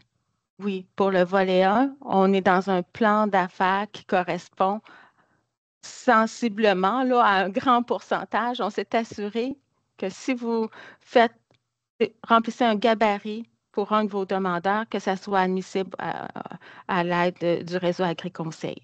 Fait que ça, c'est oui. Puis pour le volet 2, bien, le volet 2, vous allez voir, dans le fond, c'est vraiment la faisabilité financière. On se fie sur les prévisions financières. Donc, si vous complétez un gabarit volet 2 et un fichier Excel, bien, c'est admissible au même taux ou dans les mêmes conditions que si vous avez fait des prévisions budgétaires 3 ans pour un projet d'un de vos clients. Fait que le volet 2 aussi est admissible au réseau Agri-Conseil. OK. Fait qu'on va aller voir ici le gabarit. On va prendre le volet 1. Peut-être c'est mieux ici. OK. Donc, ici, peut-être que je vais agrandir. Je suis capable d'agrandir. Est-ce que vous voyez bien? Bon. On va y aller de cette façon-là. Ici, on en revient avec les instructions, puis ça précise qu'un plan d'affaires à jour peut être déposé avec ce gabarit-là sans problème, là. Ici, je vais juste passer les questions de la section 2.2 parce que c'est là peut-être qu'on peut avoir un petit écart des informations qu'on ne retrouve pas nécessairement dans tous les plans d'affaires qui sont déposés par un conseiller en gestion. Donc, on demande la description du projet. Ce qu'on veut, c'est en quoi consiste le projet, pour quelles raisons ce projet-là est réalisé, puis vise à répondre à quel objectif pour l'entreprise. Puis ici, on veut vraiment un minimum de 10 lignes. Fait que c'est le seul endroit où on fait cette précision-là, mais c'est ça, dans le fond, pour les gens qui nous ont accompagnés dans la réalisation du plan d'affaires, on avait cette consigne-là à respecter pour nos demandeurs. Nos demandeurs devaient respecter cette consigne-là. Le 2.2, vous voyez, c'est que là, on veut que les principaux investissements du projet soient regroupés, puis qu'ils soient justifiés et amenés aussi en avantage ou en gain pour l'entreprise. On n'est pas obligé de le justifier toujours en gain financier. Des fois, ça peut être juste pour se conformer à une loi ou à un règlement, mais on veut que chaque investissement soit expliqué, dans le fond, en fonction des retombées que le projet peut apporter pour l'entreprise. Fait que c'est peut-être pas une façon habituelle qu'on voyait dans les plans d'affaires. Là, ici, vous voyez en grisé, on a mis des exemples, puis vous pouvez écrire par-dessus ou il y a des cases aussi libres. Ça sera à vous là, de voir. Puis la dernière chose, 2.3, bon, ben, pour nous, c'est important. Là. Encore une fois, c'est à cause de la réalité des projets qui nous étaient déposés. On veut s'assurer, mettons, la question, c'est quelles sont les démarches effectuées ou prévues pour la réalisation de votre projet. Fait que des fois, on nous arrivait avec, mettons, des constructions de bâtiments, puis qu'ils ne pouvaient pas se réaliser dans les délais prévus. Puis il y avait encore des démarches, mettons, des demandes à CPTAQ et tout, que les gens n'étaient pas nécessairement conscients. Là, on veut que le demandeur, et en accompagnement, ça aide aussi pour l'accompagnement, que les démarches prévues soient réfléchies, insérées dans le document, puis si il est déposé, c'est parce que le demandeur, il pense vraiment que le projet va se rendre à terme ou va être réalisé d'ici l'échéance du 31 janvier. Bon, fait que ça, c'est particulier. Fait que c'est ça que je voulais vraiment y aller, énoncé par énoncé. Là, après ça, je descends. Description de l'entreprise. C'est des éléments que vous êtes habitués. D'écrire brièvement l'entreprise, d'écrire les actifs de l'entreprise. Donc, on les descend un après l'autre, les différents actifs. On a même aussi au niveau des ressources humaines, c'est quoi les ressources qui sont présentes sur l'entreprise. On a une question qui est plus spécifique à si on démarre une production ou une nouvelle activité. Si ce n'est pas le cas, vous complétez non applicable, puis on arrête là, c'est pas grave. Mais au moins, vous nous l'avez dit que c'était non applicable. Après ça, OK, quelles sont vos pratiques et activités de production? Encore en grisé, on a les éléments qu'on souhaite en fonction si on a un dossier en production animale ou végétale. La section 4, gestion de l'entreprise. Bon, ben avant, on demandait des CV. Maintenant, on ne demande plus de CV. Donc, on a essayé de regrouper l'information qui était utile pour nous permettre de voir qui étaient les gestionnaires, c'est qui la formation, quel emploi qui occupe actuellement. Fait que c'est de façon succincte, mais encore une fois, uniforme, dossier par dossier, la même information. Fait qu'on a mis jusqu'à 4 exploitants par entreprise qui peuvent compléter. Donc là, après ça, on descend au niveau l'expérience, les rôles, les responsabilités que ces membres-là occupent au sein de l'entreprise. Ici, cette question-là, elle est présente dans vos plans d'affaires. On y tient aussi. C'est quoi le réseau de contact de notre entreprise ou de nos demandeurs? Fait que les informations sont à compléter. On a une question sur les outils et méthodes de gestion des risques. Fait que ça, je pense que vous êtes habitués. Même on est allé en fonction de vous, qu'est-ce que vous avez dans vos modèles. Fait que je vais passer vite. L'analyse de marché, stratégie de marché. Bon, produits, services, analyse du marché, les concurrents. Quelle est la stratégie de commercialisation? Donc, c'est du standard pour vous, selon moi. Puis pour des gens qui ne sont pas accompagnés par des conseillers en gestion, ben, on a mis un guide de rédaction d'un plan de commercialisation. Des fois, ça peut les aider à se situer à qu'est-ce qui peut être pertinent pour compléter le gabarit. Bon, la dernière section, c'est la section financement du projet. Donc, financement du projet, c'est lié vraiment avec le fichier des prévisions budgétaires ou avec les prévisions budgétaires que vous réalisez.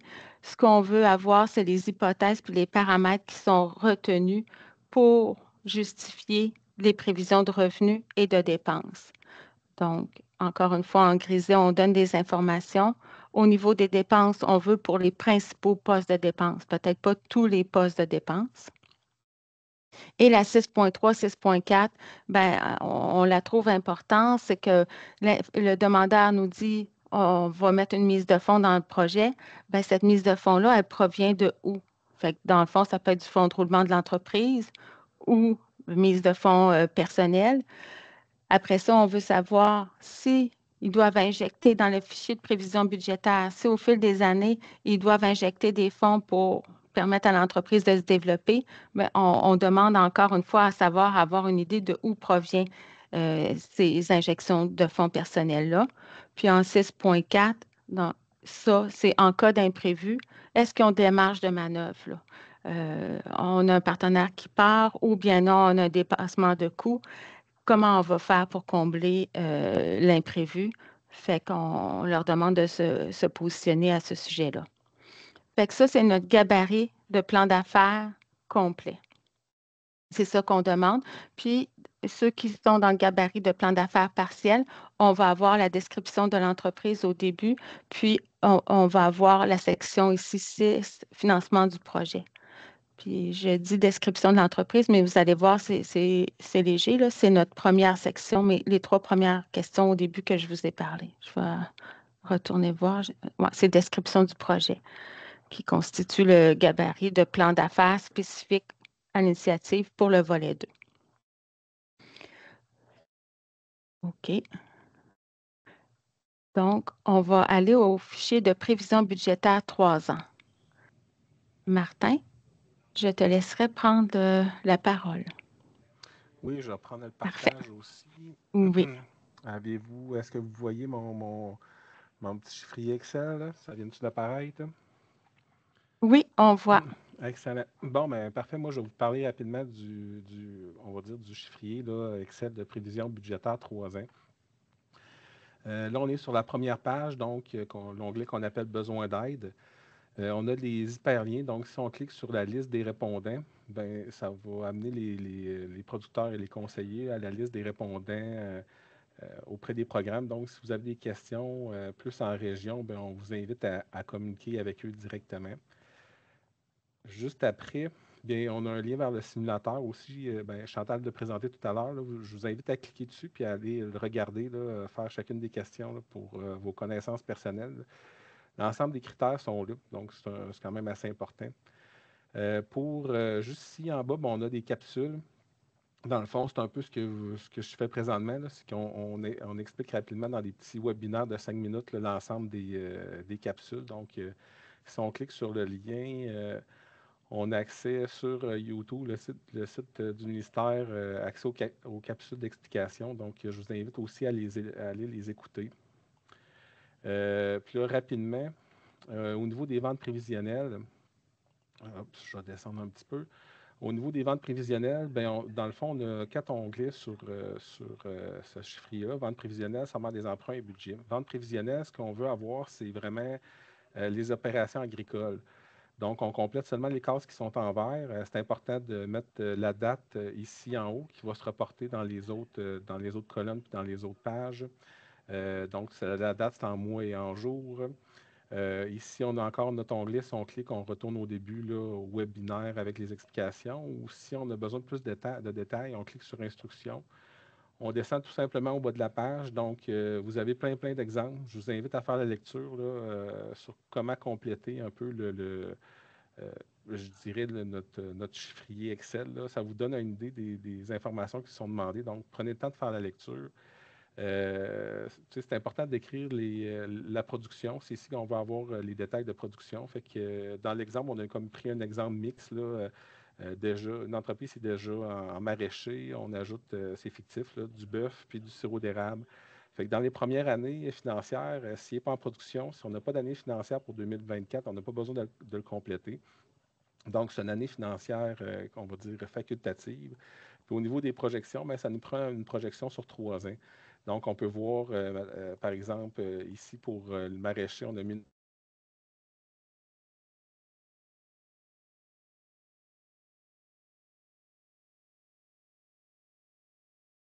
25. La production commencera en 2026. Bien, on met notre nombre de têtes, nombre de veaux vendus, puis on met les poids ici. Fait que toutes les colonnes qui sont en vert, on les complète. Ceux qui sont en blanc, les calculs se font automatiquement. On a rajouté de l'acéricole aussi, là, dans le fond, s'il y aurait le quota au niveau acéricole. Fait qu'on indique les prix, puis vous indiquez l'abrogation dans le temps. Comme je disais, c'est obligatoire d'avoir 3 années financières. On a une année bonus qu'on appelle, là, celle-là ici, d'habitude, elle s'écrit comme ça. Là, on voit des X. Des X au bout comme ça. Dans le fond, c'est une année que vous devez compléter si l'entreprise ne va pas chercher son plein potentiel dans les 3 premières années. Donc, si, par exemple, on parle d'implantation, là, mettons, verger, vignoble, production bovine avec des animaux reproducteurs en bas âge, construction d'une cabane à sucre aussi, là, puis début des opérations plus tard, ben, c'est une année bonus qui est utilisée au niveau des calculs, des ratios, tout ça. Donc, c'est important de la compléter si vous êtes vraiment à vitesse de croisière, là, passé 3 ans. Les chiffres, comme je dis, sont reportés après dans les autres onglets. Dans sommaire des emprunts, bien, sommaire des emprunts, c'est un peu la même chose. Si vous cliquez sur Instructions, vous avez ici les détails, là, les explications. Là, c'est sûr, je vous rapetisse ça, vous n'allez pas voir grand-chose, mais je vous invite à aller le lire. Si vous regardez, on a séparé ça en deux tableaux. Donc, on a les emprunts existants ici, puis les nouveaux emprunts. Donc, les emprunts existants, ça veut dire un emprunt qui est là lors du dépôt. Si vous n'avez pas d'emprunt, ben, c'est important qu'il coche ici, là, je n'ai pas d'emprunt existant. Je vais zoomer un peu pour que vous voyez ce que je fais. J'espère que vous n'allez pas avoir mal au cœur. Fait que si vous n'avez pas d'emprunt, c'est important de l'indiquer parce que sinon, on va penser que c'est une émission, on va être obligé d'appeler, puis on va dire, bon, ils ont-ils oublié de le compléter.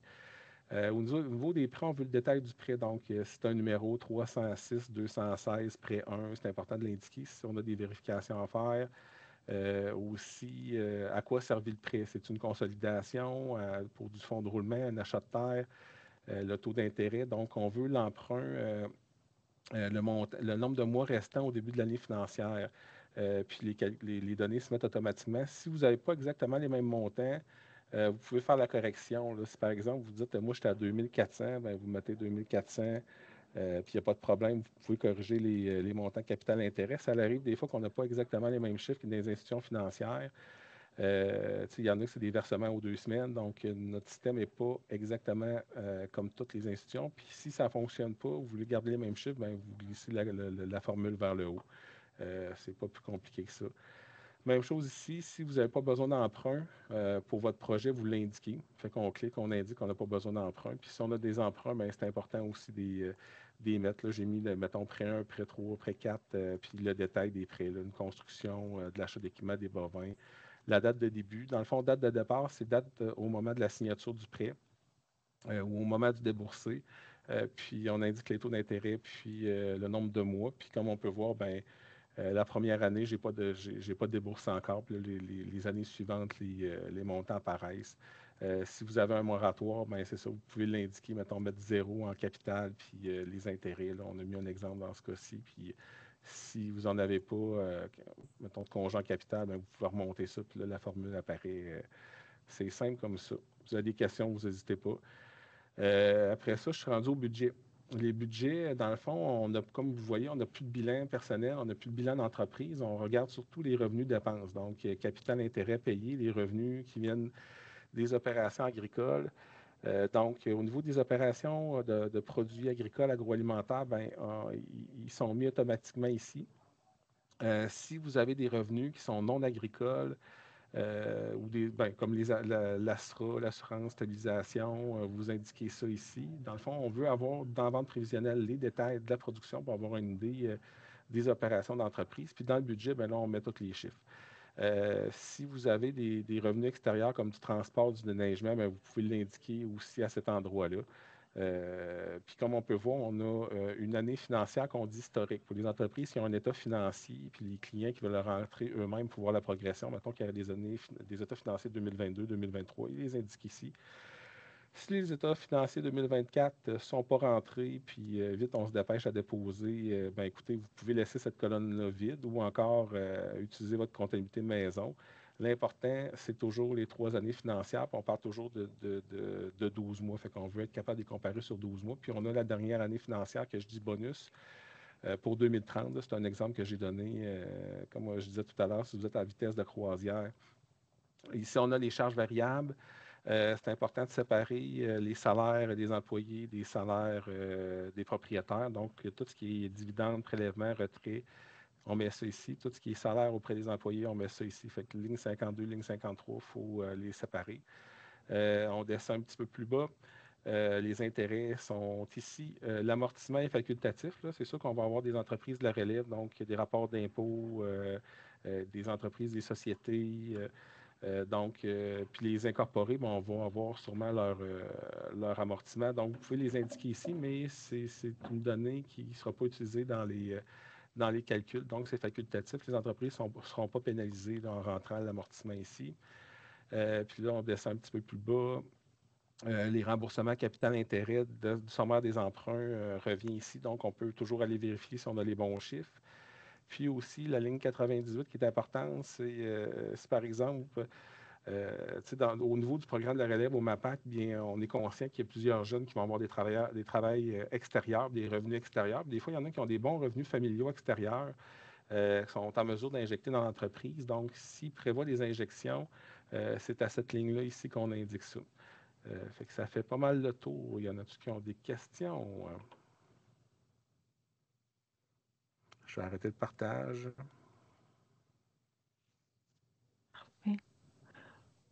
Peut-être, moi, je peux juste finir. Et j'avais 2 éléments. À rajouter? OK, ben vas-y. Oui, Ouais. c'est ça. Dans le fond, pour les gens. Donc, un rappel des documents pertinents. Donc, il y a les capsules d'information pour compléter chacun des onglets du fichier de prévision budgétaire qui sont disponibles sur notre site Internet ou pour compléter le formulaire de demande d'aide formulaire de demande d'aide financière. On a les fiches d'information aussi par catégorie de projet qui ont été déposées sur le site Internet. Puis pour vous, si vous avez besoin de précision d'information, ben, la liste des répondants régionaux, puis vous appelez en fonction de votre région un des conseillers qui a été identifié pour votre région. Fait que, excellent. On y va avec les questions. Oui, là, je vais arrêter fin du diaporama. Parfait. Oh, puis arrêter le partage.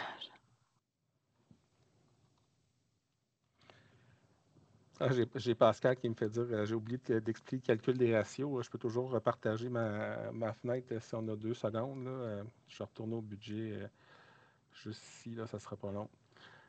Partager. Bon, puis on va revenir aux questions. Oui, ça va aller vite. Dans le fond, pour tous les onglets, là, peu importe l'onglet dans lequel on est, il y a toujours une zone d'instruction comme ça. Sommaire des emprunts aussi, j'ai une zone d'instruction ici. Même chose pour budget. Donc, si je clique ici sur, excusez-moi, je ne vais pas vous donner mal au cœur, là, mais instruction, je redescends en bas. Puis juste ici, j'ai les explications pour les calculs et les ratios. Donc, si vous avez des questions là-dessus, je vous invite à faire la lecture de cette page-là.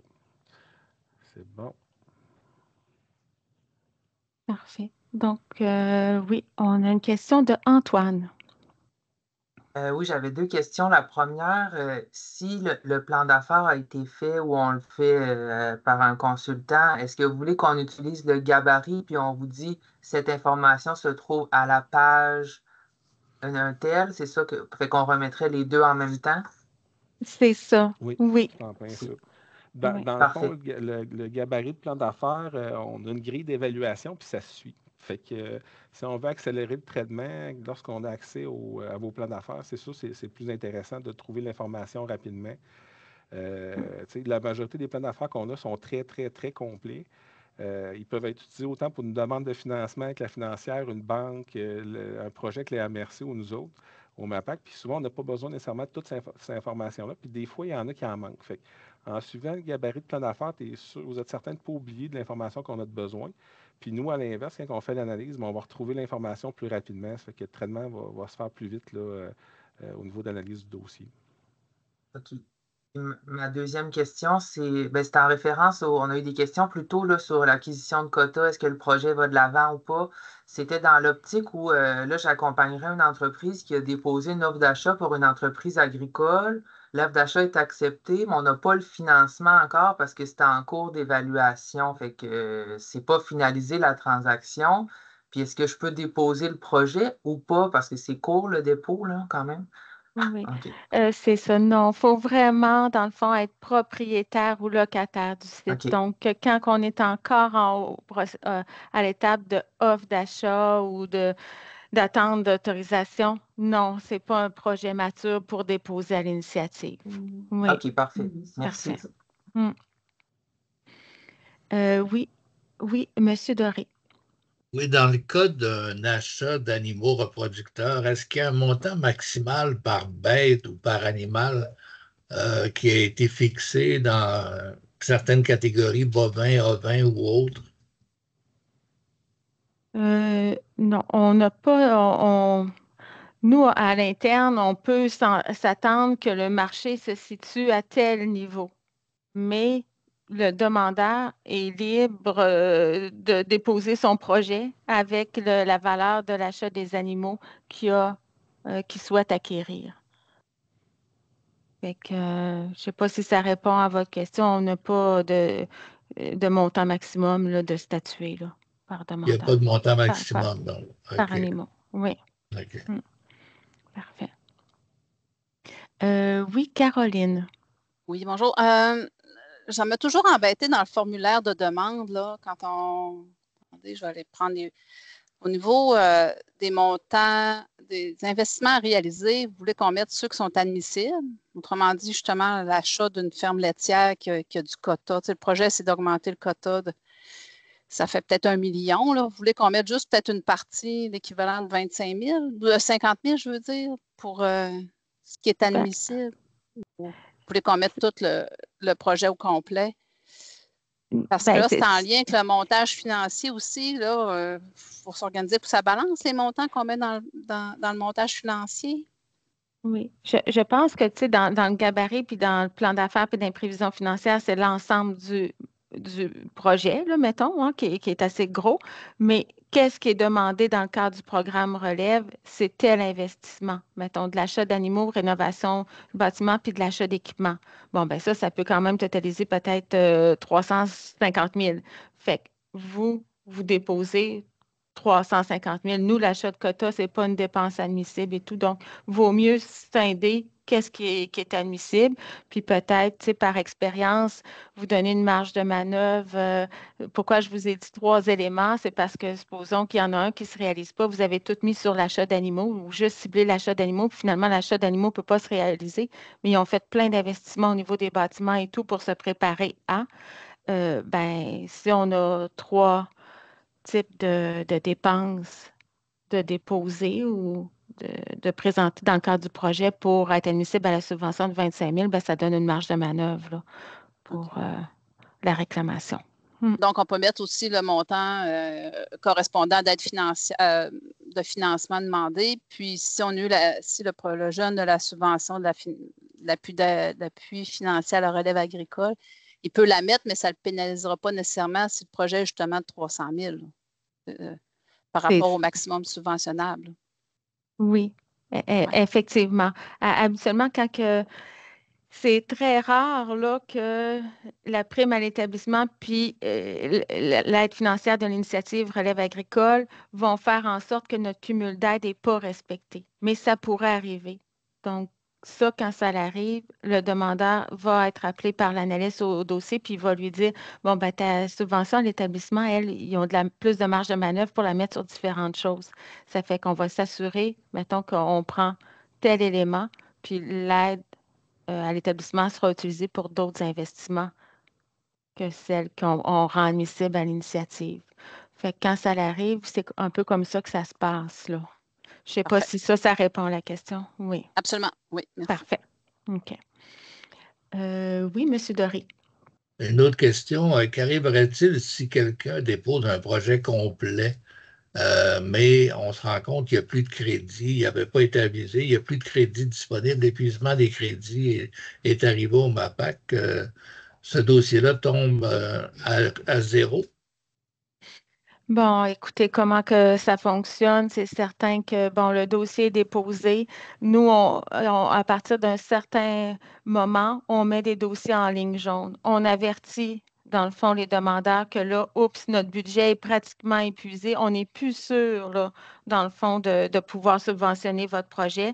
Si vous faites les investissements, bien, c'est à vos risques. Il ne faut pas se fier d'avoir la subvention. Fait que ça, on est en ligne jaune. Puis à un certain seuil, le programme est fermé, dans le fond. Fait que c'est sûr que ceux qu'à partir que le seuil est fermé, ils ont préparé leurs documents, ils ont déposé leur projet, mais malheureusement, le programme sera fermé. Là, il est prévu durer jusqu'au 31 janvier 2025, mais supposons que les crédits sont tous épuisés, ça se pourrait que le programme se ferme avant cette date-là. Je ne sais pas si... Bon, gênez-vous pas, là, si je ne réponds pas assez précisément, dites-moi là. Oui. Je voulais juste amener une précision pour la question de Caroline. Dans le fond, là, au niveau du document Excel, là, pour le prévisionnel, ben, dans le sommaire des emprunts, c'est important qu'on ait l'ensemble des emprunts, dans le fond, pour évaluer l'entreprise. Ça veut dire, si par exemple, même s'il y a un montant qui achèterait un tracteur qui le financerait, qui n'est pas admissible dans le programme, on aimerait quand même avoir le montant versement capital-intérêt qui va avoir un impact sur sa rentabilité. C'est important de l'avoir à ce niveau-là. C'est ça. Ouais, c'est ça. Moi, c'était plus dans le formulaire de demande là, que je posais la question, mais je comprends qu'au niveau du budget, il faut mettre l'ensemble du projet. C'est parfait. Merci. Ouais, puis pour ta question, Bernard, dans le fond, c'est sûr que si, comme Chantal a dit, on regroupe plusieurs dépenses, mettons que tu as un client dans le bœuf qui dit ben je m'achète des génisses pour tel montant, je veux m'acheter un super bon taureau dans l'Ouest, mais il n'est pas arrivé.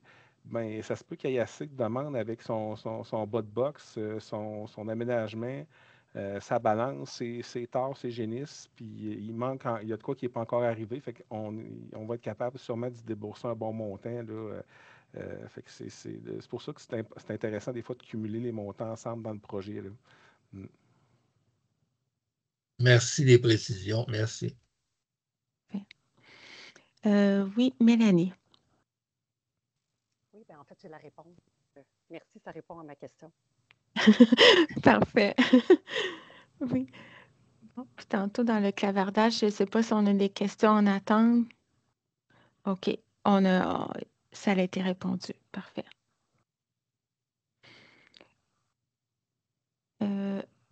Oui. Mélanie, c'est-tu la main de tantôt qui est levée? Oui, OK. Parfait. On va aller avec Stéphanie. Oui.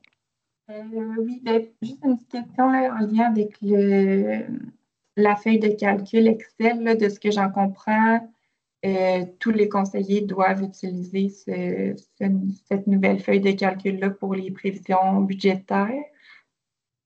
Puis, en lien avec ça, c'était pour savoir, dans le fond, vous avez une liste des personnes ressources. Est-ce que toutes ces personnes ressources-là sont familières avec ce fichier Excel-là si on a des questions ou on devrait s'adresser à quelqu'un de spécifique si on a des questions plus spécifiques sur le budget? Bon.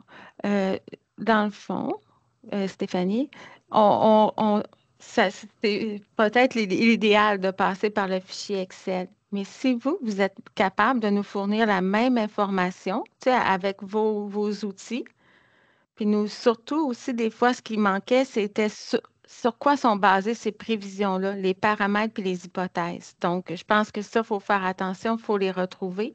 Puis, il faut retrouver aussi le détail des emprunts. Si vous nous fournissez toute l'information qu'on retrouve dans ce fichier-là, mais sous une forme que vous êtes habitué de travailler, ça va être accepté aussi. Donc, ça, c'est la première chose. Et le fichier des prévisions budgétaires, effectivement, bon, ben, en arrière de ça, vous allez parler avec votre répondant. Puis si le répondant n'est pas capable de répondre dans la région, il va y avoir une personne qui va prendre le relais dans la région, là, puis qui va vous accompagner pour répondre à votre question ou une situation particulière que vous rencontrez pour rentrer les données d'un de vos clients. Fait que moi, le chemin, c'est vraiment le répondant de votre région. Parfait. OK. Donc, oui, parfait. Zora? Il y a une question dans le chat, ça dit, Oui. c'est la question de Mélanie, mais je sais pas, je suis pas sûre si j'ai entendu la réponse, là. Elle se demande si l'initiative ministérielle est complémentaire à l'aide à l'établissement. Oui, effectivement. Oui, hein, il y a des projets là que, oui, ils déposent à l'initiative ministérielle, puis une aide à l'établissement de la financière agricole qui est liée à ce projet-là. Fait que, oui, c'est Donc, il peut avoir habituel, les c'est deux. complet.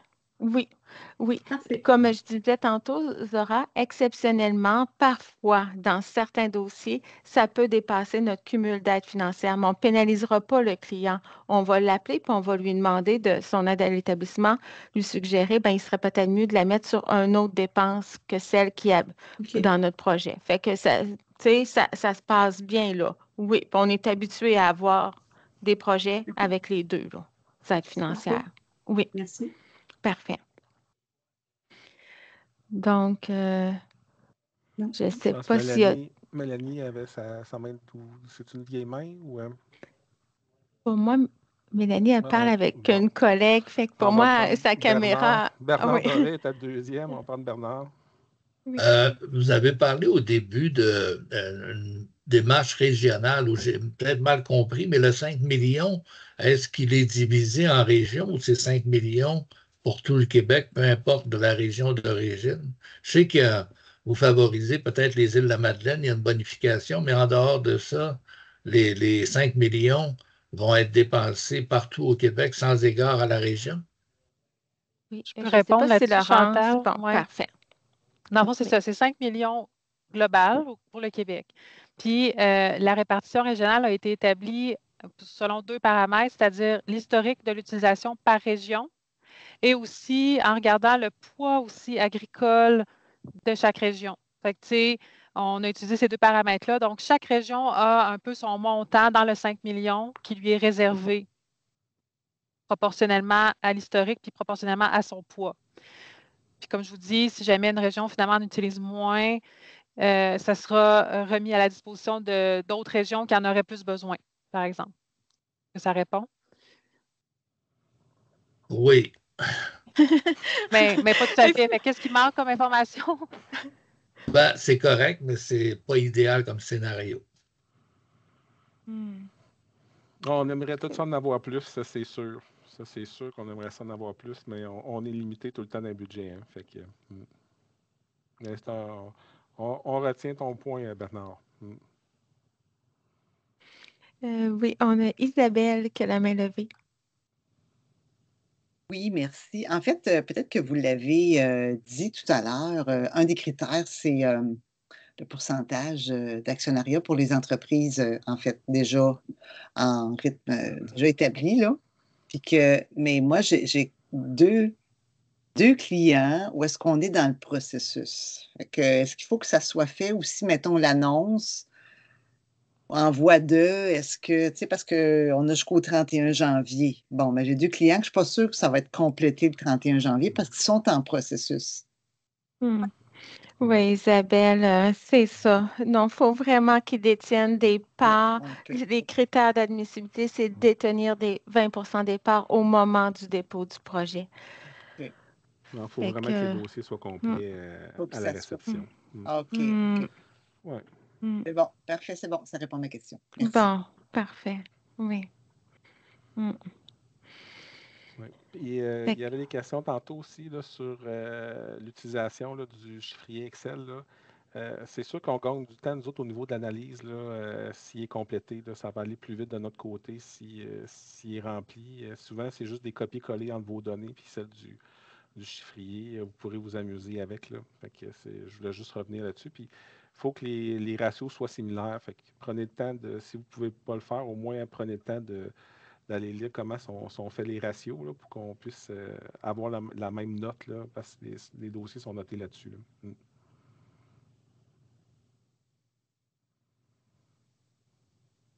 Parfait. Dernier appel, je ne sais pas s'il y a des questions. D'autres questions? Non, ben, merci. De Caroline dans le chat, Chantal. Oui. Oui, on va aller voir. OK. Est-ce qu'on peut espérer que le programme sera reconduit à chaque année jusqu'en 2028? Oh là là, ça c'est une très bonne question, hein, Caroline. Oui. Ben, moi, je vous dirais, tu sais, qu'est-ce qu'on nous dit toujours, là? La relève, c'est une priorité pour le ministère. Donc là, il y a eu tout qu'un travail de fond fait pour l'initiative, pour l'améliorer dans son efficacité. Mais je suis comme vous, là, je souhaite aussi que ce programme-là soit reconduit année après année. Mais là, j'ai pas le choix de vous dire que ce qu'on sait vraiment, c'est qu'on est là. Il est ouvert jusqu'au 31 janvier 2025. Oui. Oui. Je voulais juste rajouter un point, Chantal, aussi. Souvent, tantôt, j'entendais si on a des questions qu'on appelle, il y a les répondants en région, mais à l'interne, on ne parle pas nécessairement du mécanisme qu'on a, nous autres, au MAPAC. Souvent, il y a plusieurs questions dans plusieurs régions qui sont similaires. Donc, on a un outil dans lequel les conseillers régionaux, dans le fond, soit les accompagnateurs ou les répondants posent leurs questions. Ça nous est acheminé, puis on répond à tout le monde en même temps. Fait que tout le monde a la réponse en même temps. Donc, souvent, les mêmes questions reviennent. Fait qu'en passant par les conseillers, on s'assure que tout le monde a la même réponse partout au Québec. Ça peut paraître un peu plus long pour avoir une réponse, mais dites-vous que si vous posez la question, il y en a d'autres régions qui vont se poser exactement la même question. Fait que ça va prendre quelques jours, des fois, avant d'avoir la réponse, mais tout le monde va l'avoir en même temps. Ça fait le tour pour moi. Parfait. Fait est-ce qu'on va avoir votre présentation PowerPoint sera disponible? Bon, de mon côté, il n'y a pas de problème. Laurence, est-ce qu'on va transmettre? Je pense que ça va être possible, oui. Oui, parfait. Fait que, oui, je vais avoir les coordonnées de la personne qui a fait l'invitation, là, fait au réseau AgriConseil, fait qu'on va faire cheminer les deux présentations. Parfait. Isabelle a une question. Isabelle Etier. Ton micro est fermé. Une vieille main, excusez-moi. Okay. Parfait. OK. Oui, bien, excellent. Merci beaucoup de votre présence, de votre participation. Puis, gênez-vous pas là, en cours de route. Si vous avez des questions, contactez vos répondants, puis on va faire tous les efforts pour vous faire les suivis rapidement. Merci beaucoup. Bonne fin de journée, bonne fin de semaine. Bye bye. Merci à vous. Bonne fin de journée. Merci. Bye.